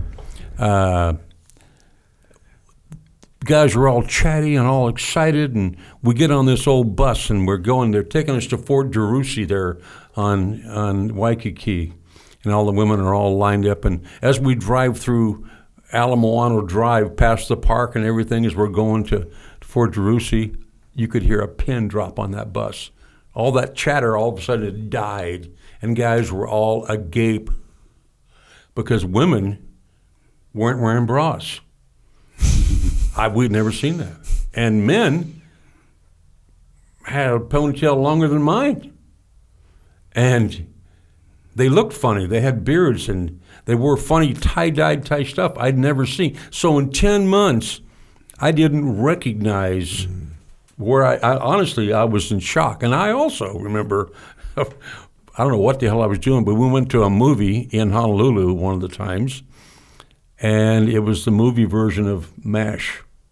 Okay. And I was so offended by the disrespect for officers in the military, I got up and walked out in about 10 minutes. Wouldn't stay. It's funny how so offended. And then when you mention I remember going in, and this is 1970, going in, leaving, and saying goodbye to people, and they're all gung-ho, rah-rah. But when I came back, same guys was it really bad? No. Oh, gee, kill babies over there? No. But some of that stuff. And even 50 years later in my living room, one of my relatives told me, gee, Carl, I didn't know you were in Vietnam. I said, yeah. Oh, well, were you, what term did she use? Made a derogatory term, she said. And whatever it was, were you disappointed or were you ashamed or whatever she said? I said, no. Matter of fact, I wasn't. My son-in-law's giving me the cut sign because it's his stepmom, and he doesn't want me to blow her away with my fire and fury. But I didn't. I restrained. And I said, matter of fact, I don't know anybody that I serve with who feels that way. Matter of fact, and this is interesting, friends of mine that didn't serve and didn't go to Vietnam, I've yet to meet one and talk to one who's not sorry they didn't. Mm-hmm. And I've yet to meet one who served that was sorry they did. So that's my little world, I guess. That's the people I hang around. I hang around mostly good people. So, did you see anything like that, John? Well, no. When I came home, I was welcomed home because, from a family perspective, I got to the house and my parents picked me up at the airport and I was in uniform. Got back to the house and they had a sign. It was an 8x4 board, particle board. They had written on it, "Welcome home," and my sister had painted, and she was an artist, the Seawolf signia on this was an 8 by 4 foot board, and so it was sit up in the front yard. Had it in the front yard up. Welcome home, John. So, and of course, my dad being in the Army and his history was very supportive of that. But I did have one incident where they had me go on some recruiting duty when I first came back for about 2 months, and I had to go down to the University of Illinois. And we were down there for a couple of days doing some recruiting duty. Not that we got a lot of people signed up or anything, but I went to put my pants on one morning, the legs on my pants just fell off. So when I was there, apparently somebody had thrown some acid or something on my uniform. And that was the only incident I had with that. But other than not, recruiting very well or getting a lot of people into the Navy at that time. Well, what about, it's a question that comes up a lot, and I've working with draftees. And from when I've talked to Vietnam vets and when I read about them, the common thread is that people that were good leaders and took care of their men, they would either not know who the draftees were because they just were good, or they liked the draftees and could tell who they were, but they had no issues with them because the draftees would say they kind of had to step up and the draftees say, I don't like the way we're doing this, and say, well, how do you want to do it? And they would kind of engage them into the planning and listen to their input. And then you can read some negative opinions of the draftees when you get someone that's, it's almost like an excuse. Well, the draftees didn't want to do what they needed to do. Did you guys notice any difference between draftees and guys that were, I guess for lack of a better term, lifers? I don't think I did. I think if you were drafted in, it was maybe it's specific for the Navy. I think it may be a different situation because most people that got drafted went into the Army. They were, and I think the people that ended up in the Navy were more volunteers and wanted to be in the Navy. If they're going to pick a service, I want to be in the Navy or the Air Force. I don't want to necessarily be in the Army. Got it. If they're sea wolves, they volunteer, and they volunteer to be sea wolves. Yes. I read a book one time. I had to give a speech. I was asked to reluctantly, of course I did, to give a speech on Memorial Day. You had to come out of your shell for that? Yeah, I did for that. And so there's a cemetery in a little town of Gridley, California, up north of Sacramento, about an hour. And they've got a mini Arlington in the back. And I was really overcome. It was neat. Didn't know this, but I don't know how they know, but supposedly the first sailor killed in the Pearl Harbor attack was from Gridley, California. Now, I don't know how they decided who got killed first. That was conflagration, but they did. And so they built it around that. And they have a celebration every year. Well, I met the manager because a friend of mine was on the board of directors. I thought, the board of directors of a cemetery? What do you do, fight over spots? Or, what do you need a board for that for? A lottery for a plotter? Anyway, and I met her, nice lady, engaging. She says, you served. And I said, well, yeah, I did. And she says, we need a speaker. This was like November, and I said, when? She says, in May, Memorial Day. I went, yeah, I'm busy. I was farming those days. I was raising olives for olive oil. 500 acres, that's how to stick your toe in the water, your good toe. And so I got this thing, oh, God, how long am I to talk? She said, whatever you want. I said, realistically. She said, 20 minutes. I said, okay. And I said, do you want to read the speech before I give it? Because, I don't want to be cut. No, she says, whatever you want. So I started reading books and kind of going through stuff, and I read a book that was pretty neat and it was well documented and it was well referenced at all the pages, and it was written by a guy named B.G. Burkett, and the book is called Stolen Valor, and about guys who pretend to be a rank they're not, or pretend they served and they didn't. And it mentioned our friend, former Senator and Secretary of State John Kerry and other people like that. And it was really interesting book because I learned a lot. And what I learned was that if I ask you what percentage of men volunteered for Vietnam, what would you say, John? 10%. 76%. according to this research, okay? Oh, really? Yeah, a big number. And a big number not only volunteered, but you know, it was a lot of shocking things and about drugs and, you know, people say, gee, you're in Vietnam, you must have had a problem with drugs. I didn't smell marijuana until I was at a John Denver concert in 1975. I mean, if somebody did drugs like that, I swear I would have known. We were close. We lived side by side. We were like a family. We'd have known. I'll agree with that. I had none of the enlisted, nobody did drugs. I never saw any of that in Vietnam. Mm-hmm. Might have been some of those guys chasing women with buying them teas in Saigon. I don't know, but we didn't have any women to chase where I was, and just a bunch of butt ugly guys. So there you go. And I think maybe part of that is because of the squadron we're in. You know, it's a different level. You're in the Navy, the training, and people who are selected to go. You know, you were just quality people, and they weren't into those things. Well, the country changed, Jacques, because that day I remember my opening line of my speech and by the way, I went to, thank God I put a suit on, but I went to give that speech on Memorial Day in Gridley, 2005, I think was the year. I had my daughters drop me off, and I said, I got to walk and do this thing, you don't have to stay. And I walked past this big hedge in this big mini Arlington. They had 500 people in there.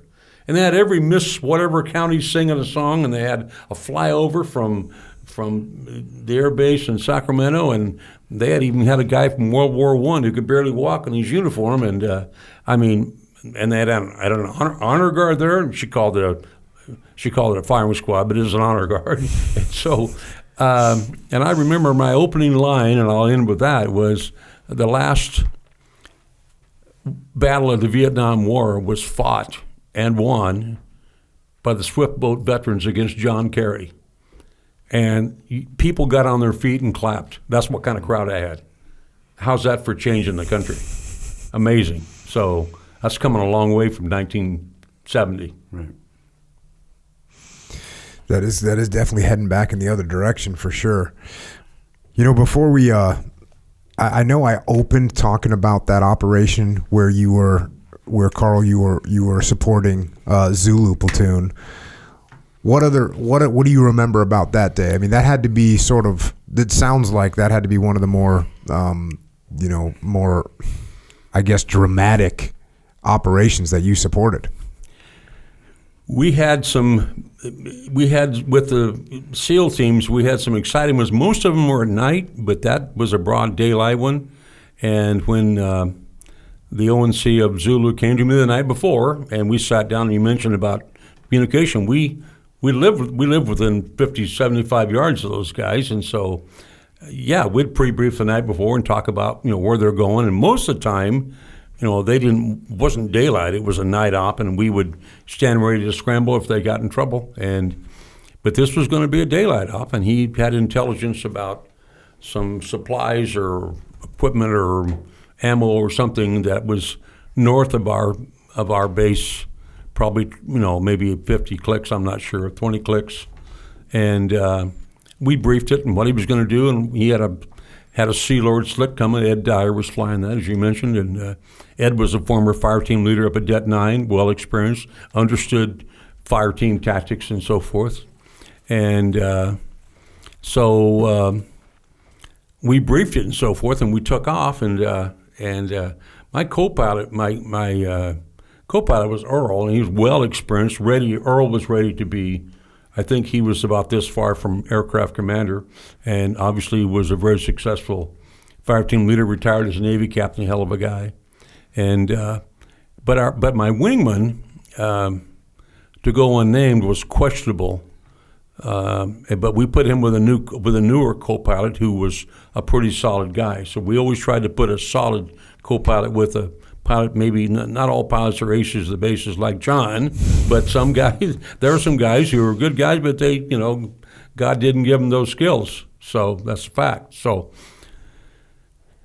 I knew my wingman was questionable. But we briefed out the op and what we were going to do. We were going to escort the slick in and I would lead we'd lead it into the LZ, into the landing zone. I'd lead it in, and I decided it was going to be it was going to be a break left because I wanted the right door, and was Mike Dobson, gunner, to be the outside of the circle. We would go down to about 100 feet or less and circle low orbit while the SEALs exit the slick and cover them. We literally lay cover fire down, not wait for any fire.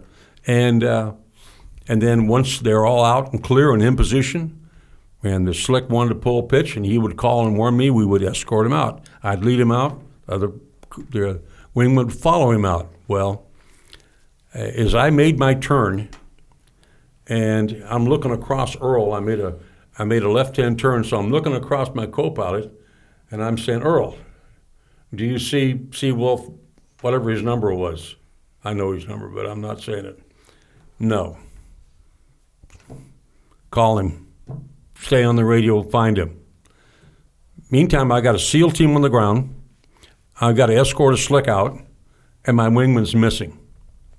So he had to be shot down or had a mechanical failure or something, but I'm trying to raise him. Earl's trying to raise him. I'm communicating with Dyer. We get Dyer out. We get him over to a safety area at altitude where he can orbit and wait until we need him, because they got to come out sometime. So meantime, we're calling for my wingman. He's not answering. No answer. Can't find him. Well, then I get a call from Tom Richards, and Tom's on the ground, and he said, when you're flying over here, did you see, after you put your strike in, you want to put a strike in, I put a strike in, single ship, which is against squadron policy, do single ship strikes, because, but I had no choice, obviously. I had guys on the ground, and they were taking fire. We were taking fire on the way in and on the way out. So it was pretty. They were not happy folks on the ground there, the bad guys. So Tom asked, do you see anybody? I said, after I put the strike in, I said, yeah, I got 10, 12 guys dead there, and what else do you see? And I says, there was a big dike. They were on the dikes were kind of running east-west, and they were flooded. They were little dikes, and there was a great big dike, and beyond that a tree line, and that's where the fire was coming from behind the big dike and the tree line. Well, we knocked out that big dike pretty quickly, but the tree line, we had a hard time stopping the fire, and we laced it pretty good. I mean, Earl waltzed the minigun up and down there many times. But I'm starting to get concerned about conserving my ammo and making sure it counts. And we got to find but I couldn't worry about those 4 guys that were in my trail ship. I might have lost them, but I had 6 SEALs on the ground, my own 4 guys, and 4 guys on the other airplane of Dyer's. So, we got 14 guys I got to worry about of my own before I worry about 4 more. And all of a sudden, and Tom and I were talking, and all of a sudden, they started taking heavy fire, and I didn't know who it was, but it was Grant Telford that went down. He took a round in one leg, and it went up and missed the family jewels and went down the other leg. I mean, you may have heard about that, and he survived it. No femoral artery puncture. I mean, he could have been gone. And those wounds, there was a guy shot in the chest. I'm not sure which guy. There was a guy shot in the lower abdomen. Tom was hit in the hand, and it disabled his weapon. And I'm talking to Tom, and it was obvious to me. I'm sitting there low level. I'm doing pedal turns. Literally, the aircraft, and you know what happens when you're going slow. You get retreating blade stall, it's called, and the aircraft starts kind of bucking.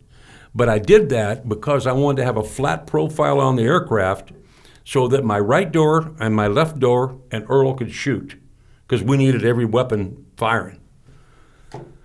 Meantime, it looks like, and before Tom even asked for extraction, I could see that they were in extremis. Absolutely. More than I'd ever seen on any mission. Guys in trouble, How many guys total did they have on the ground? They had 6. And so that was the slick carried in all the 6 SEALs in one bird. And I in my haste, I mentioned I forgot the first part of the story. On the way in, I'm in front, Ed's in the middle, and my trail ship's behind, and we're transiting up, and about 10 clicks short of the LZ, the kid sitting on I think it was the right side of the aircraft, got hit in the shoulder. Radioman got hit in the right shoulder. So, and that happens when you're flying in a hostile area. So we turned around and flew back. We went back, landed, got the kid some medical help, and Tom Richards wasn't even part of the operation. And Telfer said, let's go back. I said, okay, I'll cover you. And he says, and Richard says, I'll go. And and I know that a couple of guys, and I'm not sure, I won't use their names, but a couple of other SEALs said don't, but they wanted to go. So Tom hops in and off we went. But the story got kind of muffled over 50 years because we never got to debrief the op. The guys got wounded, went to third surge, went home. They were at the end of their tour. Most of them had already packed up all their stuff, except for their favorite weapon. So we never debriefed it, ever. So, come back to the mission here. We got loaded, got Tom on board, and off we went back again. Now, the story over the years, I remember hearing from other SEALs, well, you guys went to the LZ and then you went back to the same LZ. That's why they got hit. That's not true. It didn't happen that way. We did not even get to the LZ the first time. We didn't even make an approach to it because, again, we just got hit transiting the area. So we went back, inserted, they got in place. I could see I'm coming back to the extremist part. And I called Ed in, and Ed was already on his way in. And thank God that Ed was a former fire team leader. He knew the story. He knew how to fly. He had a slick with a lot of power. And because I was about a quarter of an inch from landing and picking him up myself. Now, that would have been the last possible situation because, as you all know, John, on a hot day, a Seawolf loaded with armament, the probability you're putting 6 people in and taking off is 1%, if that, if you could even get airborne at all. And you have to understand that these UH-1 Bravos were 9,000 pound airplanes, and we had them loaded with fuel and loaded with armament and 4 people in it. And on a hot day, sometimes we couldn't even hover. We had to take off, skip along.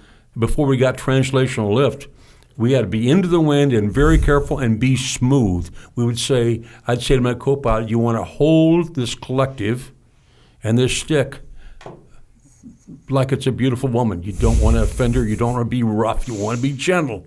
And just ease this. Think it off the ground is what I would say. Don't pull the pitch. Think it up. And it'll get up, okay. And then we did. Yep. And sometimes you hear the RPM start going down at 6,000, red light comes on, and you get an oral, and then you've got to be kicking out boxes of ammo in the river, throwing out your rocket pods and hoping you don't crash. I never did. Did you? Nope. You had some close calls? Well, on the LSTs, the same thing. You'd barely hover, would get it over the edge, and then you would dive for the water to get airspeed. Hope you got the airspeed before you got to the water. And use the water to push off the air to get translational lift. And so we were that heavy, so I thought, crap. And my guys knew we may be dumping rockets to the bad guys, and we may need to get these people. We'll wait and see. Well, Ed came in, he got them all. I didn't see the kid hanging on to the skid, basically. I was busy. We were putting fire in. But thank God for Tom Richards on that flight. But I did see Tom dragging guys across several levees under fire. And the 2 guys that weren't wounded did a heck of a job laying down fire. And Tom will tell you to cover the extraction of those wounded guys. Grant Telfer's lucky to be here in this world. Mm-hmm. And whenever I see Tom Richards, it never fails. He hugs me, which is not all that nice, but he thanks me for him being on the green side of grass. Did the same thing at your house last year. Sure did. And that's and my one of my crewmen, Mike Dobson, who is a heck of a guy, a stellar, one of the best, and we had some good ones, gunners ever, and he says, why didn't we get more awards on that? And I said, well, our reward is that there are 6 guys that got wounded and they survived, and they got families, and most of them, I think all of them, got back on active duty. That's a big award. So my wingman, what happened to my wingman? Didn't answer, wouldn't answer. So we're escorting the Slick back to the base with wounded people, and that's on my mind. I'm calling to get the ambulance down and to get the guys ready and so forth. And Earl's still calling him on the radio, no response, and all of a sudden Dobson says, "Sir, Seawolf blank blank just joined up on us." He joined up on us. Well, my temperature went to, 1,000, and we landed. And first of all, we had to get the SEALs taken care of, and they were, and you're kind of coming down from a high after that much adrenaline's going. And I talked to their aircraft commander, and he says, "I don't know what happened. We just got stuck on the ground." And that's all I'll say. But supposedly they just went, when we were going in low, he just lost it and flew into the ground and got stuck in the mud and couldn't get out. That's the story I get from the co-pilot's now dead. He passed away, and from the crewman. It was a sad day for Seawolves because, and I reported that happening to my XO, not the SEAL, but the XO, who I knew pretty well, and nothing was done. Mm-hmm. Pretty embarrassing. If one of those, I promised the aircraft commander that was my trail ship that if one of those SEALs didn't make it, he wasn't going to make it either, and I meant it. But they all made it. So that's kind of a story that hasn't been told. Mm. And when Mike Slattery wrote the award recommendation, and I was talking to Gordy Peterson, who was also a Seawolf for a while, Det 1 and Det 2. And Gordy says, "You mean he abandoned you in the face of the enemy?" And I said, "Damn sure did." Now, again, the guy was suspect. We certainly didn't think he would do that. So I'm conflicted by that. One, I want to kill the guy still. On the other hand, everybody made it out. Everybody did their job. My 4 guys, Tom Clavon's passed on. Mike Dobson I just saw last week. Earl shot. I just talked to him a few days ago. He's close to us. Really good guy. On 100% oxygen, by the way, COPD problems, but what a guy. Yep. He's probably going to outlive us both, John. And you and I talked, and I know you're still connected to Tom Richards, who, as I mentioned, played a role in changing my life for me. And hopefully we can talk to him, and I can get him out here to sit down in this room, and that would be just an honor to be able to do that. Tom's changed a lot of lives. One time he was speaking at a Seawolf convention in 2004, and somebody, is the camera on me now? Yeah. Oh, and so somebody says, "It's been on you for 2 hours. Admiral, show me your wound." He goes, his finger, he got shot in the finger. But good, makes it clever like this, Tom changed a lot of life. He's one of the bravest, nicest guys I know. And it's all because of Jackie, I'm sure, not Tom. And just a good guy, and happy he's a friend of mine, and happy he's here. Yeah. Any other, John, any operations that stick out in your mind as sort of the pinnacle of your tour over there? I think the one when Ben Toohey got hit, or Sanandak. Mm. That one, that was the big one. That flew all night long. We were up for like 12 hours just putting strike after strike after strike in. So you're sitting there, and the base starts to get attacked. And is it the first call? Is that a contingency plan that you all have? Hey, if we start getting attacked, we're going to get these birds out of here? Well, the first reaction was to get to the bunker. Just so, then assess the situation. And then there was that lull, and I said, now's the time to go. And we just ran out to the helos and hopped in and took off. And how many guys were on base defending the base? Or did everyone get in either helicopters or swift boats and get out of there? Well, the base was an open area. There was no perimeter around Det 6, and I'm not sure there was a perimeter around the barges that were on the river. They just had a whole string of barges right there down the river, and it wasn't a big village or anything. But we didn't have any perimeter guards around where we were, and we were just a couple hundred yards off from where the barges were.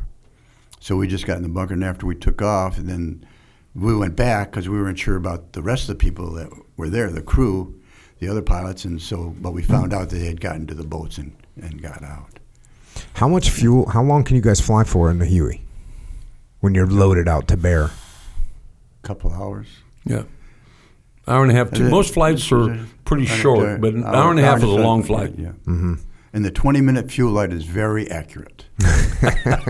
I had one mission where we came back, and we literally, the 20-minute fuel light came on. We went back up to Kamau, which was where Det 3 was, and as we touched down, the engine shut itself down. We ran out of fuel as we were touching down. Were you flying with me when we had to land and send out for fuel because we ran out? No, I heard about that. We literally got an ammo can of fuel. Yeah, well, this is in Scramble the Seawolves, right? Yeah. This story. Yeah, and tell us about that one. Mike Dobson was my crewman again, and we didn't run out of fuel, but I landed at Hatien because I was at the end of the 20 minutes. And that light gets bigger and bigger, and at nighttime it's huge. It's like the sun. At daytime it's still pretty damn big. What was the mission that you were doing? We were covering SEALs that day, and I don't remember what the Pacific operation was. The missions all come together. I remember Mike Slattery asked me on the phone one time, how about blah, blah, blah? And I said, they all kind of blend together. It's hard to separate them out. I remember the Zulu one in detail. I dream about that one, and thank God about it every night. Not every night, but most nights. But we were covering SEALs, and Mike Dobson could give you more detail, but we had to make a call about whether we ended up with less fuel than my wingman, and we ended up swapping stations and refueling one time to cover back and forth. But I got so low I couldn't go back. At the time, the SEALs were already in. We were safe, but so you stayed on station to support them, absolutely, even though you were low on fuel, and you had enough fuel just to get them and then make it to a rice paddy somewhere. Basically, well, it was an old place called Hatien. There wasn't no fuel there, and there wasn't really a landing pad. There was a rice paddy near a little town. Yes. And so we set a perimeter up, and we sent out for fuel. And by sending out for fuel, you grabbed ammo cans. And pulled fuel from the other bird. Yeah, and it's pretty embarrassing. You think about it. How can you let yourself run out of fuel? Well, sometimes you don't have, and the big thing is contamination. You worry about getting fuel contaminated, but it worked out okay. We made it. But that was. It takes Mike Dobson to tell the story. He can tell it without any alcohol. He's a better storyteller than I am. Mission focused, that's for sure. So then when you guys get home from Vietnam, what happens with your careers at this point? Because whoever was counseling you, Carl, that told you the rest of the Navy ain't like this, he was definitely right. I know I had some new guys that were on their first deployment when I was in the Battle of Ramadi, and it's kind of a corrupting thing to be in this situation where there's very limited bureaucracy. We have total control over what's happening. You're doing the job you always dreamed about. And I remember some of the older, more experienced guys saying, it's not going to get any better than this. This is the best deployment you're ever going to do, so enjoy it. And it sounds like you guys got some of that advice, but what was the reality when you got back? How many of us went? We went from HAL 3. How many went to Lakehurst? Well, what I did is that I wanted to go to Lakehurst, but I had orders to Quonset Point. What was Lakehurst? Lakehurst, New Jersey. There was a Naval Air Station, and that's where the LAMPS program started. And what was the LAMPS program all about? Light Airborne Multipurpose Systems, and we had helos. The H-2s could track submarines, and that anti-submarine warfare. ASW. As Denny says, and so what? So the detailer was actually in Vietnam, and Earl and Carl had already left, and they were going to Lakehurst, and I had orders to Quonset Point, and so the detailer wanted to go out on a mission, so I put him in the co-pilot seat, and we went out and found some targets and let him shoot the minigun and everything. And I told the crew, if you ran the miniguns dry, you had to buy the crew a case of beer because it was so hard to restring and everything. It was easy to just clip the next one on and go. So I told the crew, let him shoot as much as he wants. I'll buy a case of beer if he runs it dry. Well, he ran the miniguns dry, get back, and he says, I'd really like to go to Lakehurst. And he says, I can't promise anything, but I'll see what I can do. And about, 4 weeks later, I get my orders, and they're to Lakehurst. Beautiful. And then I'm in Lakehurst. That minigun solves a lot of problems on both ends. Yes. But I'm in Lakehurst now, and I'm walking through the hangar, and I see this commander coming the other way, and I salute him. And I'm still a JG at the time, and he sees my name tag. He says, Farr. And he calls me over and says, I think you were supposed to be in my squadron. And I said, well, I don't know. They gave me orders to come here, and I'm just following orders, sir. But that's how I ended up in Lakehurst. And then and the three of us were still real close and became closer even then. We got to Lakehurst, a bunch of HAL 3 guys. Yeah. And what was almost embarrassing was most of us had 3-4 rows of ribbons, and we didn't know what most of them meant. We just we got them. All these medals. Somebody asked me one time, "Well, where are your write-ups?" And I said, "I don't know." Well, where are your ribbons? I don't know. Where's your logbook? I know it's in a storage somewhere. But we're at this base, and there's a bunch of guys that either dodged to Vietnam or let's give them the benefit of the doubt. They just didn't get a chance to go. Mm-hmm. But they're on the East Coast, and they were resentful. They were resentful, and there were award ceremonies. Awards were following us. There was always quarters, and you're always getting another award. And I was like, oh, crap, maybe I should take leave. I don't want to get the – and, sour grapes. And, I show up there, and I got 1,200 hours or whatever, and most of those guys haven't even made aircraft commander yet. Because we've been flying our butts off, and they've been on Well, I think the guys from HAL that came back to the squadron like that from HAL 3, we had been in combat, we'd seen a lot. And you mentioned in the book that you've written about tactics and strategy, about filling the void and just taking charge. Mm-hmm. If you see something's not getting done, you got to step in and take command. And I think the guys from HAL 3 stepped up, and they did their jobs better than anybody else. We just stepped up and started getting stuff done. And I can remember at one point I was a night maintenance officer in the squadron, and there was always birds down.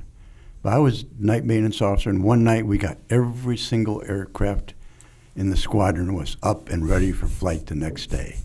And I went in the wardroom and put on the board, it says, all aircraft are ready for flight today. And I think that was a nice accomplishment to have all the birds up. But I think taking charge and working with the chief and the maintenance people, and we worked late hours. We worked past midnight one time just to get this last bird up so we could have them all up on that next day. That is, when I got to Lakehurst, they had 10 birds and one up forever. And our CO was a guy and a nice guy. The first one I had when I was there, Mr. Peanut. I told you about him. Mm-hmm. He looked like the guy on the Planters Peanut chart. And I was a line division officer. I mean, I was in charge of nothing, but a bunch of guys that were yelling at women and I tried to keep them all under control. High school guys, well, I really worked on them. We trained, and we got pretty damn good. And they looked almost like a troop. Well, there was one bird up, and I had them all trained up, and I'm watching them from the line shack on the end, which is out on the end of the big blimp hangar. And the commander comes out, our CO, and he pre-flights the aircraft, and it passed the pre-flight. All right. He climbs in, co-pilot climbs in, he got through the checklist okay. They plugged the power in, start one, start two. All right. Sounds perfect. Everything is good. They had the guy out here, plane captain in front. He had the wands, and he's holding the guy short here and so forth. We had a guy who was on the APU there, auxiliary power units, like a four-wheeler, and he turns, and the CO salutes him. He salutes him, hops back on, and drives off. Yanks the plug out of the side of the airplane. It's down. And I ran and hid. So when we were flying the H-2s, we were assigned to a destroyer. So that we were landing on the back of destroyers. And you were like the third dead. I was on the sixth dead. I went over. We had lost a bird in the Med. And they put an H-2 and a C-5. We flew it over, and there was just the replacement crew, so it was 2 pilots and a crewman. And so we got to sit in the cockpit of the C-5, flying across the Atlantic. We flew over, and I was sitting in the cockpit, and they got a warning fuel light on one of the engines and had to shut it down. If I hadn't been sitting in the thing, I would have never known they'd shut an engine down.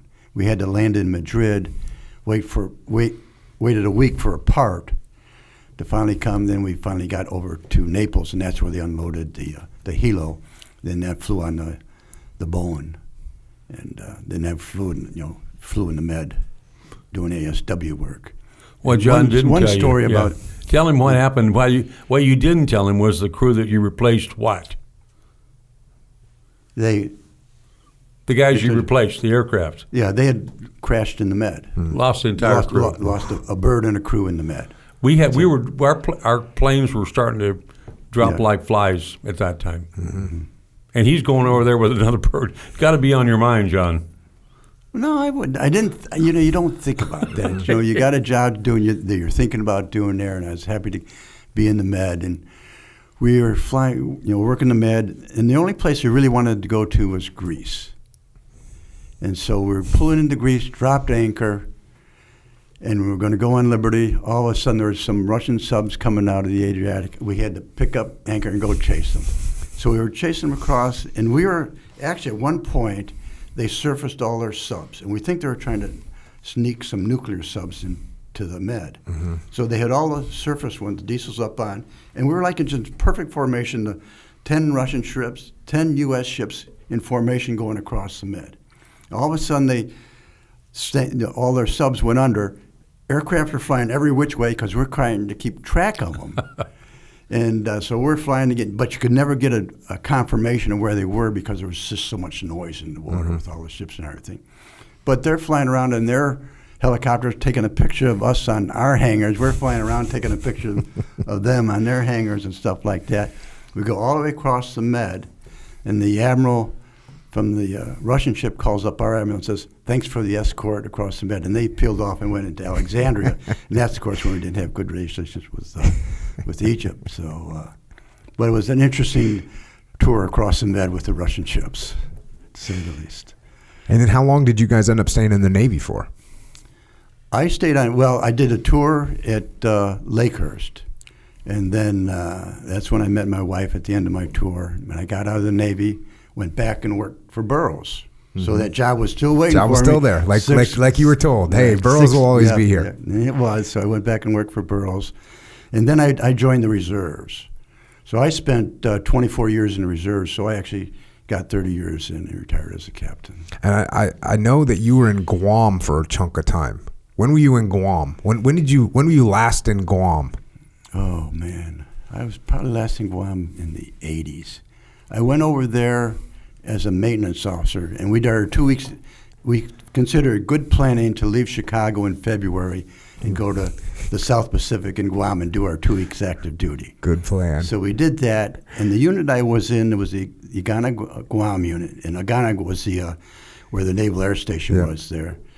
And we won the Bartol Trophy one year, which was the best reserve unit in all the Navy. And we won that 1 year. I think when I was a training officer, we got that. And then I was CO of the Midway unit. Actually got to fly out to Midway on a P-3. Okay. Landed on Midway Island. Not many people can say they've been on Midway Island.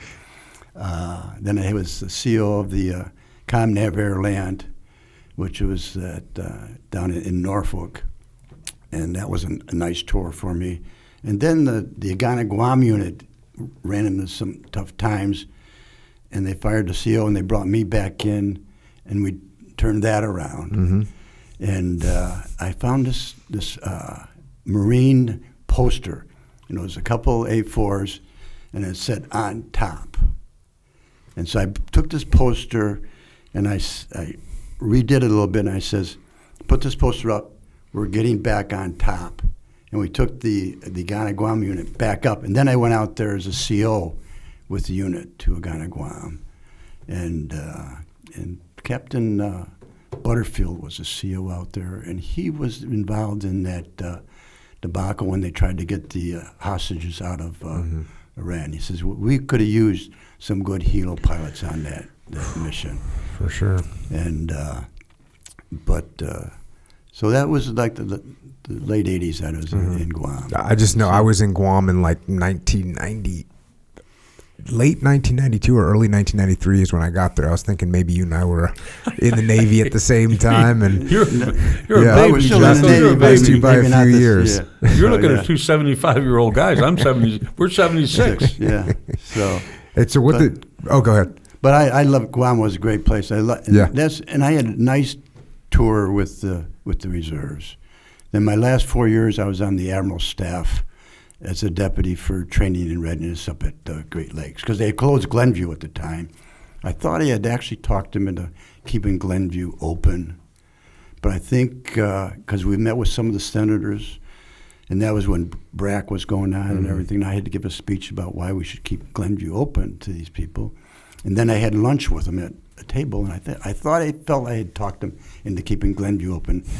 But I think they went behind doors and says, well, you can have Glenview or you can have Great Lakes. So the Navy had to make a pick, and they took Great Lakes, which now, today, is the sole training center. If you go in the Navy as enlisted, you're going through Great Lakes. 100%. Yep. But I was on the Admiral staff up there for about 4 years. And And then I retired out of there. And how long did you stay at Burroughs for? I was at Burroughs until it merged with Sperry. And I actually got my picture in the last Burroughs annual report because I had just sold the largest computer that Burroughs had to the University of Chicago Medical Center, which was the A15. And it was a big deal. And then it merged with Sperry. Then I went to digital. And I ended up working for SAIC, Okay, yeah. which is just up here Yeah. in La Jolla. And I was in I worked in telecommunications, and we did all the software development for the RBox. And I had Ameritech, then SBC bought Ameritech and bought Pac Bell. So I had offices in Chicago, down in San Antonio. Actually, I had an apartment because that's where the main executives were. And then out in San Ramon, where Pac Bell was. And I can remember I was with our president one day, and I said, if I put all my offices together, they'd be bigger than your office. And he looked at me and says, I could fix that.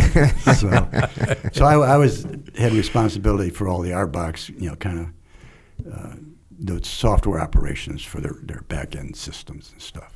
Got it. So, And so what about you, Carl? How long did you make it in the Navy after you got home from HAL 3? John admitted the part about Glenview that's really important, and that was I'd grab a T-28. I was in that squadron for training squadron for a while, and we'd take off, Earl and I, several times. And come one time, Earl shot, and I another time got him Tim Zimmer, Zip, as he's referred to by some. Zip and I would fly up, and we'd go up and just stay with John and eat and sleep for free and give him a hard time. But I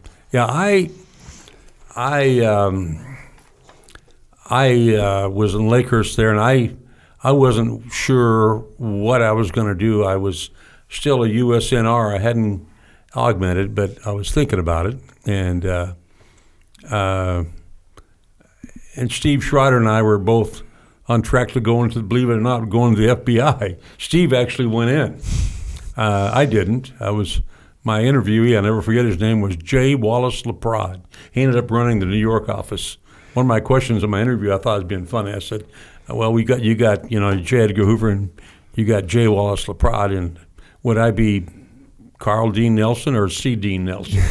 He didn't laugh. But he's a good guy. Afterwards, he said that was funny. But so it came down to go back to school or teach or whatever. So, but I went down, was flight instructor, and went to the West Coast, did HSL 35. Got picked up early for lieutenant commander, did my last tour on Apollo 5. I got offered a job by a guy on a ship on my last cruise, and my wife, who at that time, and rest of her soul, she's passed on, but she was not a fan of the Navy and didn't like being a naval officer's wife. As you know, that's some work. It's not easy. Mm-hmm. But we ended up getting divorced later, but I always kid and say that I got out because my wife didn't like the Navy, but it turned out she didn't like me. I can't imagine that. But so I did 10 years, 11 months, and 9 days. Navy was great to me. I can't imagine anybody was treated better than I was treated by the Navy. Just a kid from Coos Bay, Oregon, and literally, and John was saying today, the Navy's got a great system of evaluating and promoting the right people. With some exception, he was looking at me. But other than that. But I met my wife when I was stationed at Lakehurst. Oh, yes. So I was just getting ready to get out of the active duty Navy, and I met my wife. We dated, and then the CO wanted me to be the O&C of it, to take a detachment out, and it was the North Atlantic Cruise Detachment on the Bowen. And I went to him. I says, there's people that are more qualified to take this detachment out than me. And he looked at me and says, "You're the most qualified, and you're going." And he knew I was dating Jean at the time. So I had just met Jean. So we dated for a couple months, and I was gone for 2 months on this North Atlantic cruise on the Bowen. And Carl was O&C of a det prior to me. And so we both knew the CO of the ship, which was just a great guy. And we were pretty close to him. And came back and got out of the Navy in December, got married in January, and started back at Burroughs in February. And somebody says, you shouldn't do 3 life-changing situations like that in succession. You should put some time between them. But so we dated for 8 months. I was gone for 2 of those months, and 8 months later we got married. And we just had our 47th wedding anniversary last January. Outstanding. Great. What did you end up doing, Carl, in the rest of once you got out of the Navy? I got recruited to a Train Corporation. I ran a office there, and then lived in Huntington Beach, California, and Newport Beach, and then got recruited to Boise Cascade Corporation Office Products Division. I was general sales manager, and I never sold anything in my life. I bought some stuff, but I didn't sold anything. So then I ended up getting recruited to the Hershey organization, 11 Western states of a snack and beverage, and then I did a tour of Kraft. Matter of fact, a couple times in Chicago, John and I had dinner there with his dad. He was a great man. John F. Farr Sr. was no wonder that he and Ike stayed close and communicated through the 50s. When Ike was president, he still had time to communicate with your dad, to make a couple of phone calls for your aunt, was it? Yes. Yeah, and just a good guy. And his dad was absolutely a class act. I always sat by him at John's wedding and other times. I always was trying to pick that man's brain because there's a lot there. And just he was a senior executive at Canteen Corporation, which was a contract feeder for auto companies and so forth. Vending machines. Right? Yeah, and vending machines and so forth. Just a good guy. But anyway, I did Kraft, and then I got recruited and met a guy on an airplane, and he had my seat. And I had a lot of frequent flyer points, and so I had 1A. First class in those days, United, and I could roll in after a long week. And I commuted from California, worked in Chicago. How about that? Oof. And beat myself up. And he had my seat, and we got chatting. And he hired me to be my first CEO job. And so instead of running a $300 million section of Kraft on healthcare food service, I had a $3 million muffin company I ran, but it took more work and paid less money, and that's how smart I am. So Got to be part of a company going public after that. We sold that company. Gardenberger was a vegetarian. Gardenberger. I had a 600-acre ranch. They thought I was a cattle ranch. They thought I was an ideal candidate with my food background to run a veggie burger company. And all my employees had earrings and flip flops and what do they wear? What do they call those shoes? Those leather shoes. Birkenstocks. Birkenstocks. They all had Birkenstocks. I know who you're talking about. And so here I'm sitting there in a three-piece and starch shirt, almost as much starch as John's got. And anyway, it was a great deal. It was a lot of fun. And then I ended up last year, what I did was start my own company, made olive oil up to 300,000 gallons a year. We were the second largest in the U.S. When I sold, I got lucky. Some guys came along and made me an offer I didn't understand, and they came back and doubled the offer, and then I understood. So I sold. I've been the luckiest guy on the planet. I got 2 grown daughters, 3 grandkids, and the grandkids helped me in the plant. They were always Cubby was born when I poured concrete. They think they own that plant, but great kids, great life, luckiest guy on the planet. I live on a houseboat on Pine Flat Lake, 6 miles from Sequoia. How do you beat that? Tough to beat. I was talking to Dick Couch. Okay. And we were talking, and I hadn't gotten back to him for a couple of weeks. He said, "What happened?" I said, "I'm sorry, Dick. I dropped my phone in the lake at Pine Flat." He said, "You know what? If you drop your phone in a lake, something's going right." That sounds like a good plan. Yeah, and that's it. It's been great, and it's great to be connected with John and his family, all of them. Gene didn't get much ink, but Gene is the real brains of the outfit. And the reason he was nervous about going cruising, the real story, behind the backstory, the Manasquan Inn is where Gene worked. Yeah, she's a bar. And she was a school teacher working the Manasquan Inn in the summertime. Good-looking woman, and she still got it. And she had lots of suitors, and John did not want to leave her unattended. I left my car with her when they went on the cruise because I didn't want to leave it with my other roommate.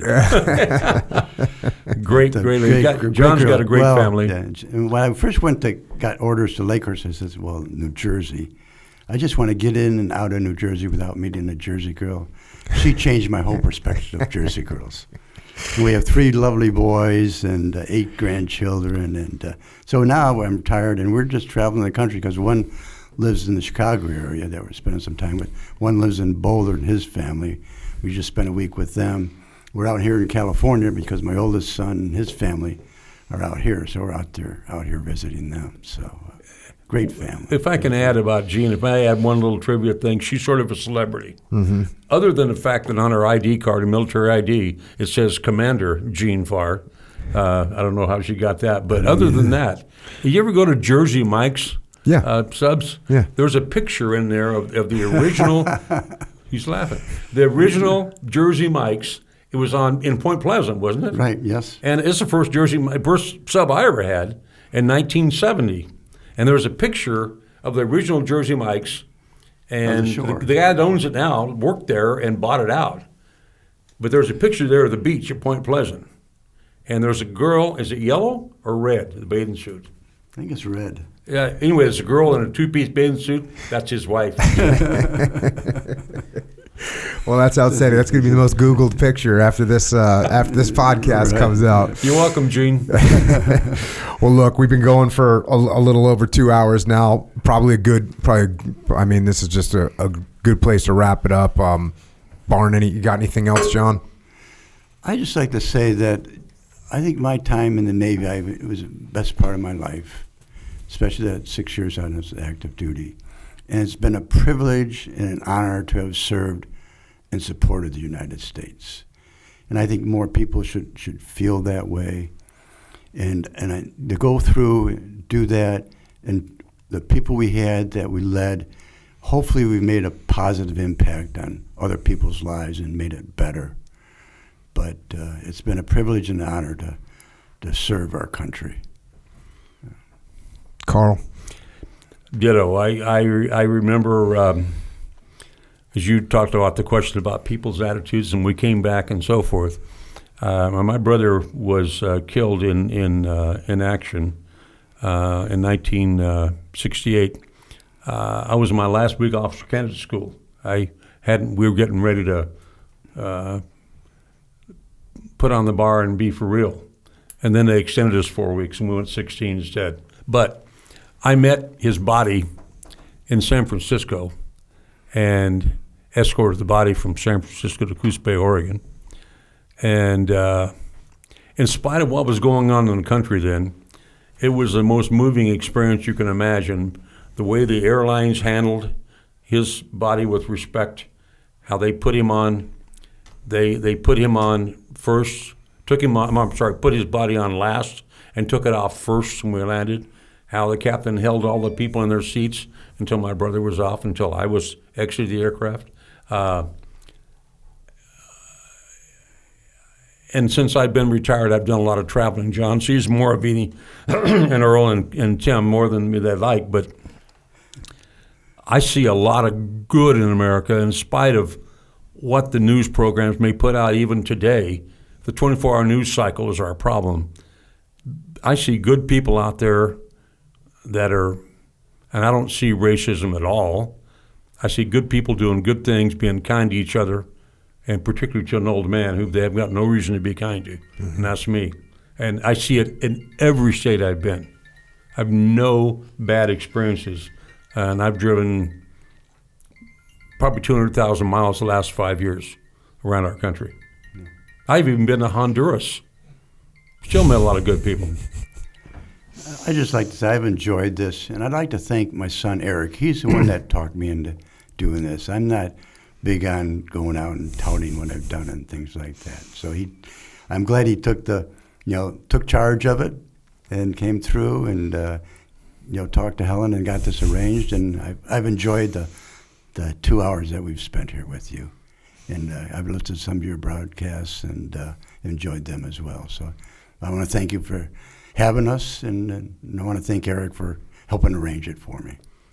Absolutely. Thanks to Eric and thanks to both of you. Obviously, thanks for coming on and sharing your story and sharing the story of what you all did. More important, thanks for what you guys did for America. And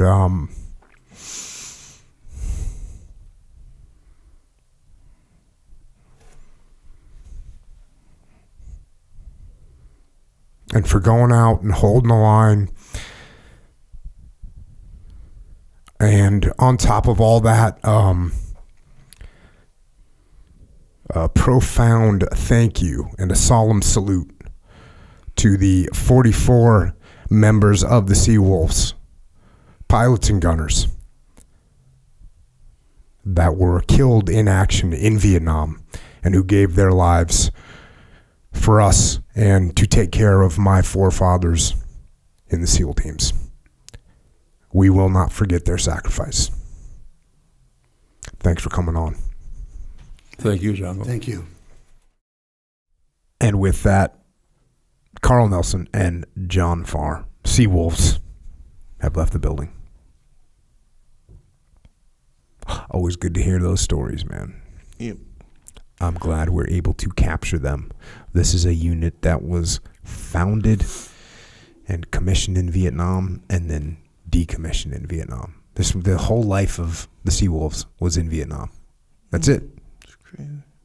I'm pretty sure most highly decorated naval air squadron in history, which is also kind of crazy. So good to be able to pass on these, capture these stories. Appreciate them coming on here. And, well, these guys were always ready to go. Echo Charles? Yeah. Yes. I'm thinking that we should probably do our best, so we are also always ready to go. What do you think? To go. Yes, I agree. So we got to stay capable. That's kind of the deal. That's the gig. Mm-hmm. So what are we going to do? We're working out. We're reading, obviously. We're doing jiu-jitsu, thankfully. Mm-hmm. Come on, you got to be thankful for that. Always thankful. There was for a that. time where we were doing a lot less jiu-jitsu. We don't like that at all. capability hit some challenges. All good though. We're back. We're doing jujitsu. We're reading. We're working out. We're maintaining relationships as well. Don't Good. forget about that kind of stuff. So, through this path that we're all on, you run into some pain. Yep. Unfortunately, it's the truth. It's reality. Pain is part of it. We'll say pain and suffering. Okay, I'm overstating that because it isn't a level of suffering, because you're going to suffer regardless. If you're not on the path, you're going to suffer those consequences of not being on the path. If you're on the path, you're going to suffer what the path gives you to suffer. So you're going to need some help. We got help. Jocko Fuel supplementation for your body and for your brain. So first thing we have is Jocko Discipline Go in a can, in a powder, and in a capsule. So speaking of the cans, these are your energy drinks of today. The real energy drinks. Modern, now. Updated, upgraded, beneficial, benevolent. but yeah, Benevolent. Sure, That's what they are. They're good. they are. They're good for you. Energy drink that you get all the front end benefits of an energy drink, and then you get back end benefits rather than back end detriments, as it were back in the day. I like where you're going with this. Not like that. So yes, Discipline Go. You can get them at Wawa. You can get them at Vitamin Shop. You can get them on JockoFuel.com. Also, with Jocko has this stuff for your immunity, stuff for your joints, stuff for your additional protein that you might need. Keep in mind this additional protein, Mulk. It's called Mulk. Is the best tasting protein that there is. In fact, even if you were to start ranking just straight up desserts, like if you just started ranking desserts, straight up, it's in the game. I mean, it's beating. There's a lot of desserts, in my opinion, it's straight up beating, right? Oh yeah. And legit desserts too. Yeah. That it's beating. Yes, sir. Let's see. There's a whole genre of cakes. In fact, most cakes are getting beat by Mulk, in my opinion. I usually think cakes are dry. Okay, so you're correct actually, and here's a little case study. So my mother-in-law is in town, cool, and she likes these things like they're almost like shortbread cakes, Okay. and they come in this lavish like container, Okay. and like half of them are like coated with, I don't know, what do you call icing or whatever you call that. You know, the one that at some point it was soft and now it hardened and now it's a shell, but it's like, anyway, I forget what they're called, but they're whatever. So I'm like, okay, cool. Yeah. And so Did you get that hitter? I got into them. Sure. Okay. Just to see what up, Yeah. They look good. Yeah. So I was like, cool. And I eat one. I was like, oh, yeah. It's like, of course, good. Keep in mind, I wasn't evaluating it like this at the time, but I'm like, cool, good.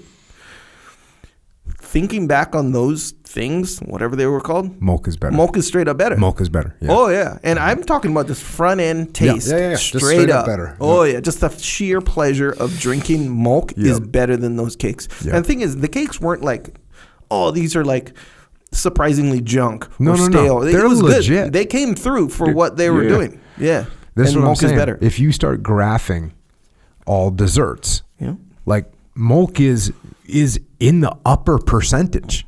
Correct. And it's absolutely good for you. Yep. So there you go. That's the good news right there. I think Be Little for the design is going to get a Nobel Eat Prize. Sure. Nobel Eat Prize. Hell yeah. Right? Hey, Yep. man. Think you You might be got to right. put that stuff together. It's hard to make that stuff taste so good. It's not easy. Yeah, I would think Like it's we go like, through iteration after iteration after iteration to make it taste that good. Yeah. It's not like, oh, cool, here's, the ingredients, put them in there, now it tastes good. No, it's hard. What's weird is like I didn't think about that, and when Belittle was kind of explaining it, I was like, oh, that makes sense. And then I realized, oh shit, that applies to a lot of stuff then, because so we're doing like flavor testing for the energy drink. Is this for your drink? Mango Mayhem? We're doing some tasting and Right. stuff. So he's like, hey, what do you think about this? Is before when we were doing grape or whatever. He's like, what do you think about this? I was like, I want it to be like more. Like I need more of this particular flavor or whatever. He's like, okay, cool.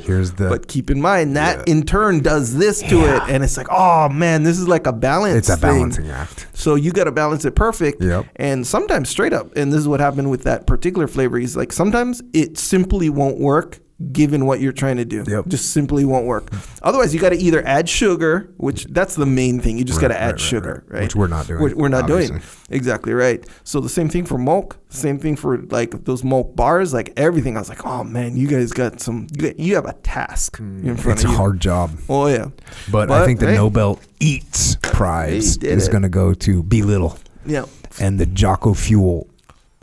What are they? The food team. They're making it, Yeah. mixing it up, FedExing it to me. The real deal, man. So if you want any of that stuff, go to jockofuel.com. Hey, by the way, look, we know that shipping can be expensive, and we know that there's other, let's say, global organizations in the world that offer free shipping if you're a member of their little club. Okay, cool. And that's good. I'm not taking away from that. That's a good business model. Yeah. We know that we have to offer something so that we can also give you the equivalent value. So check it out. If you subscribe to any of these things, you don't have to pay for shipping. Shipping is free. You know what I thought of actually just now about some global organizations and their Right. free shipping situation? Yeah. You pay a membership fee for that. Oh, so it's not even free. It's not free at all. If you buy nothing, Yeah, they scammed you. you still pay. You're still paying. Guess what? You're still paying. So that's kind of the better, what do you call it? Like the superior element yeah. in this. Hey, if you don't, Isn't that weird? They trick you. it's kind of Pay like us a trick. money and it's free. It's one of those switcheroos, you know, where it's like, no, you got free shipping. Now, just for the ability to have free shipping, just pay us a membership fee. So That's it's like, very oh, strange. Okay. All right, I see Look what at you're you doing. with the catch. Yep, there you go. Vitamin Shop. You can also get it at Wawa for the drinks. And people are asking about a lot of other retailers across the country. We're working on all of them. We got the team is out there all the time. We're getting our phone rings all day long, which is awesome. Because people want the distributors, the stores want to have it in there, and we are getting it in there. We're being strategic. We don't want to outdo our supply chain right now as we build out our logistic capabilities. This is a military operation, right? This doesn't mean we're going to be overly cautious. I mean, we're going to push the envelope, and we've been pushing the envelope. You know, there's been some times we're running a little bit thin on the logistics train, but we're still pushing forward. But we don't want to totally overwhelm our logistic train. So we're getting there. It's taking a little longer than we want it to, understood, but we want a solid base to get there. So we're working on it, and we will be worldwide. We'll be nationwide pretty quick. Boom, there you go. We're working on it. So everyone can have the benefits. Yeah. It's true. I feel kind of bad with all the benefits just in my cupboard. I know, bro. Also, Origin USA. This is where you can get your American-made stuff. Denim for jeans. Yep. We got boots. Got wallets and belts and whatnot. Yep. Jiu-jitsu stuff. Yep. By the way, since we're talking about Nam today, if you don't know this, the SEALs in Nam much of the time wore jeans. Why do they wear jeans? Because they were more comfortable, more durable, and better. So you can see all kinds of pictures of the SEALs in Nam. You can see them in the Mekong Delta wearing jeans. And guess what? We have a pair of jeans based on that history. And they are called Delta 68. And I'm talking about 1968 stuff. Yeah. Is there anything cooler than Delta 68 for jeans? It's going to be very hard to find something They're cooler. they're the most comfortable jeans you will ever put on your body. And by the way, they're also as comfortable as whatever else you could put on your legs as a human. Damn. There's nothing more comfortable. I probably would agree with that if I had some. But Oh, that's a bummer. that's completely my fault, by the way. Yeah, that's my fault. I should have had the whole world revolve around you more. You're probably right. Well, actually, technically, all I wear is shark fin shorts, which are from Origin, by the by the way. I don't know if I think they might be sold out of those, so that's a whole nother story. Nonetheless, they do have gis and rash guards for jiu-jitsu as well. Yep. All kinds of jiu-jitsu stuff, compression stuff, like all made in America too, by the way. I know I said that one time, but the way I said it is indicating that it's not as big of a deal as it really is in real life. Not to get crazy here, but if you need a gi, get an Origin gi for sure. Get a Rift gi because it's next level. It's another thing. It's another it's a complete elevation from whatever kind of gi you've ever worn in your life. The Rift gi is a totally new ball game. It's freaking awesome. So if you need a gi, get yourself a Rift gi. Oh yeah. So yeah, again, originusa.com. Check out all their stuff on there because there's a lot of stuff. For me to go down the list right now and say all the stuff is going to take a long time. So go on there, check. I don't have that kind of patience right now. No. And believe me, I'm patient to be sitting here with you freaking time and time again as you put me through this, but it's all good, bro. I understand fully. Yeah. Nonetheless, that's what it is. Also, Jocko has a store. It's called Jocko Store. The OG since day 1, day 5. Not day 1, day 5. So you go to jockostore.com. This is where you can get Discipline Equals Freedom shirts and hoodies and hats. Some rash guards on there. Get after it. Shirts, hats, tank tops. Good. If you know what that means. You say good. If you know what that means, you want to represent. That's where you can get your shirts and hats and hoodies. We got shorts on there as well. So yeah, a lot of good stuff on there. We also have a free shipping subscription situation. And it's not the kind you got to pay for a membership just to have it. You get a shirt every month. A little bit different designs. Free shipping on that one as well. But yeah, it's called the Shirt Locker. So that's on Jocko Store as well. So yeah, if you want to check out that. If you like that, get that. And by the way, all the stuff that we're talking about, if you want to support, want to give that support to the podcast, this is how you do it. Otherwise, it's like, oh, we'll run, people are out there running advertisements for stuff. Yeah. Stuff that you actually don't want. Registry cleaner for your computer hard drive. Look, nothing against registry cleaners for your computer hard drives, but you don't want to hear about that when we're talking about freaking Huey gunships. And we don't want to tell you about that while we're talking about Huey gunships. So all the stuff, JockoFuel.com, JockoStore.com, OriginUSA.com if you want to support. We appreciate it. You know what's interesting? And this, I was talking to Jill, our boy Jill. Joe Moss? And and he reminded me of this. And I know this. I know this like it's the back of my hand. Is that the expression? Anyway, I know this. But every once in a while when I'm reminded of it, I'm reminded of the, for lack of a better term, interestingness of it. Where all this stuff, Origin Jeans, Jocko Store stuff, Jocko Fuel stuff, this is all stuff that we actually use now and have before even these existed. This is it. This is like just the better version now. Yeah. Like shirt you're wearing right now, oh, that's from Jocko Store right there. The hoodie that I wear, Jocko Store. The shorts that I wear, literally like these shorts are so worn out because I wear them every single day that like it has the outline from my cell phone like on the pocket or whatever. The drinks that we're drinking. Oh yeah, Origin shorts though. By the way, yep. Like it's all. I have JockoStore.com shorts on right now. Exactly right. With the digital pattern. Oh yeah, so it's not like camo. Oh yeah, that's one of the options for sure. So it's not like, oh yeah, support the podcast by buying some keychains that we sort of just made up or whatever. Which would be kind of cool, I guess. Keychains are cool because I use keychains, but they're not arbitrary things. That's right. You're running around with your black belt keychain now. That was a gift. Yeah. Charles, if you see him, maybe you forgot he's a black belt. Don't worry, you won't forget for long because he's got it on his keychain. He's like, hey, you want me to here? Let me put these keys on the table where they're visible. Okay. There you go. First off, that was a gift from Mike from Jiu Jitsu Magazine. Okay. What I'm gonna do? Disrespect him by putting it somewhere? All I'm saying is we will all know you're a black belt when your keys go on the table, which is where they always go in front of everyone. Anyway, what I was trying to tell our people is that this is stuff that we use anyway, even before it existed. So it's not some arbitrary thing. We're saying, hey, support the podcast. By the way, we'll give you this moderately valued thing. Yep. You know, it's like these are things that are like when you're in the game on the path. They're legitimately there is what I'm saying.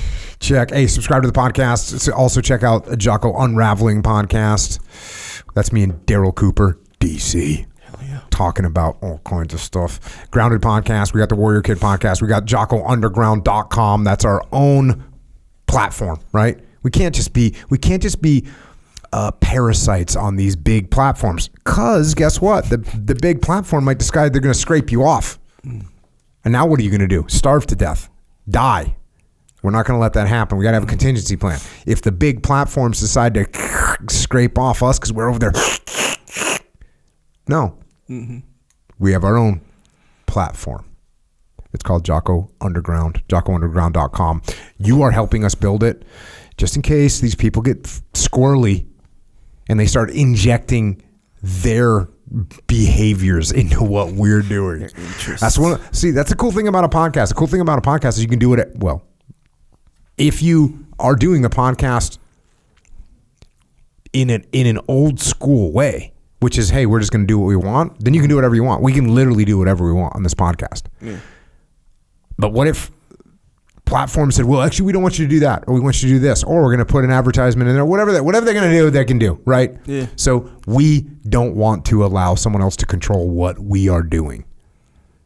So therefore, if you want to help us out, you can go to JockoUnderground.com, and we make another little podcast for that. We're talking about interesting topics, adjacent topics. It costs money. It costs $8.18 a month to keep it rolling. But if you can't afford that, we get it. We're not trying to exclude you from the team. We're not trying to exclude you from the movement. You can email assistance@JockoUnderground.com. and we'll take care of that. Appreciate the support. We also have a YouTube channel, by the way. Yep. Speaking of platforms, we have a YouTube channel. This is where I put in a lot of work creatively as the assistant director to many of these videos, the good ones. And if you want to check out my work, you want to see what the really the pinnacle of assistant directing, you can check some of these videos out on Jocko Podcast YouTube channel. Yeah, the epitome is that what you said, or the pinnacle of assistant directing. So my daughter, she's 8, by the way, so keep that in mind. Okay. Before you fly off the handle. So she, she's like, oh yeah, you and Jocko are YouTubers, and I'm like, oh, okay, maybe not, depends on what you mean or whatever. So she's like, hey, what does Jocko do then? I was like, well, he writes books or whatever. He's like, yeah, but he already wrote those books. Like, what does he do? Yeah, what's he doing now? Yeah, like, what does he do? And, 8 years old, you hear, what do you do? That's what you think, right? You think, what do you do? What do you do when you wake up? Like, what does he do? Yeah. She knows what I do. I play on the computer all day. She knows that, kind of thing. She understands. Both of us know that. Me and her. So anyway, I was like, oh, whatever. He does his thing. She goes, Jocko hardly does anything. It's like she said straight up, you do most of, like, you do pretty much everything. And then so I kind of laughed. I was like, yeah, you're right. Jocko just talks. She's like, yeah, he just talks. Like, you're the one who has to film. You're the one who has to come home with this. You're the one because she sees everything I do, Yep. So bless her. Next time she says something like that, I'll be like, well, he is the assistant director on some of these videos. There you go. So now we know I am an employed individual. Yep. My work is the pinnacle of effort. Yeah, so you're doing your part. That's all. Check. So yes, YouTube channel, we do have one. Also, we have Psychological Warfare. It's just an album we made. Jocko made, technically. Of him helping me through moments of weakness that I might have from time to time. Then we extended it to other weaknesses that others might have from time to time. So what you do, pop that in. When you're feeling the moment, you're going to skip that workout, you put it in. He's going to tell you why you should not do that. It's a good one. If you want something to hang on your wall, get something cool to hang on your wall from Dakota Meyer. Flipsidecanvas.com is going to send you a bunch of cool designs. Check them out. And you're supporting Dakota Meyer. And if you're doing that, like, your whole day is good, in my opinion. Got some books. Final spin. This is not a book about leadership.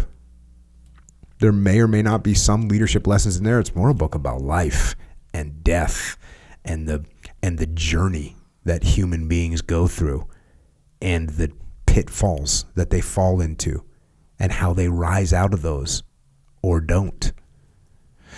You can check that out. It's coming out. If you want to get the first edition, you best order now. Because the publisher's like, well, we don't want to invest too much in this because it's like, okay, cool.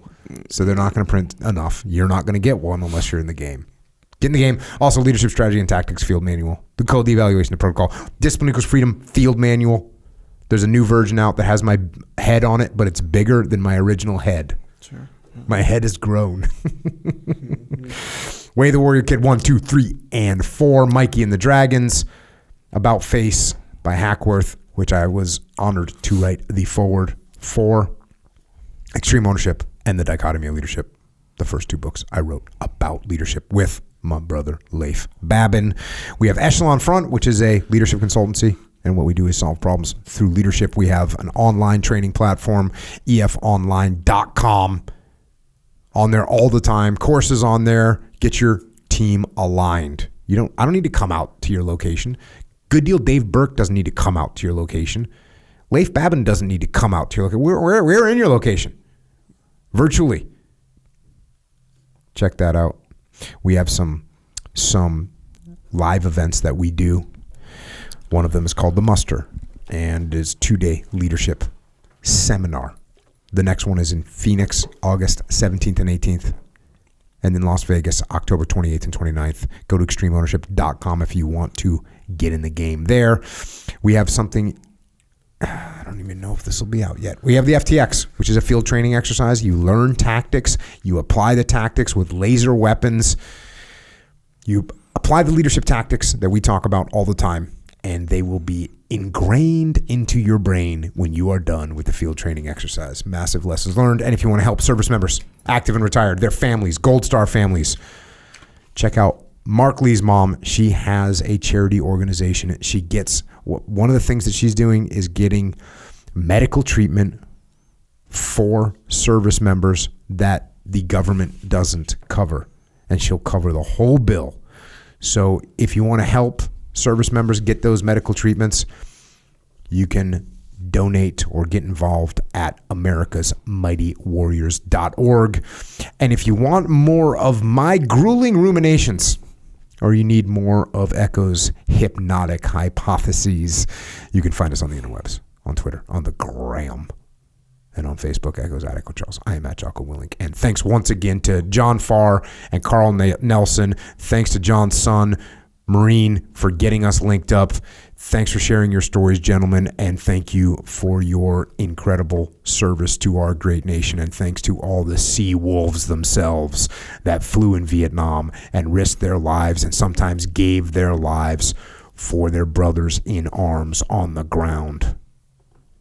And to all our military personnel and veterans around the world, thank you for what you do and what you have done to protect freedom and our way of life. And the same goes to our police and law enforcement, firefighters, paramedics, EMTs, dispatchers, correctional officers, Border Patrol, Secret Service, and all first responders. Thank you for protecting us when we need you. And to everyone else out there, you never know when the call will come, and you never know how much time you will have. In fact, you don't know how much time you have, so don't wait, don't hesitate, don't procrastinate. Instead, like the mighty sea wolves of Helicopter Attack Squadron 3, go out there and get after it. And until next time, this is Echo and Jocko, out.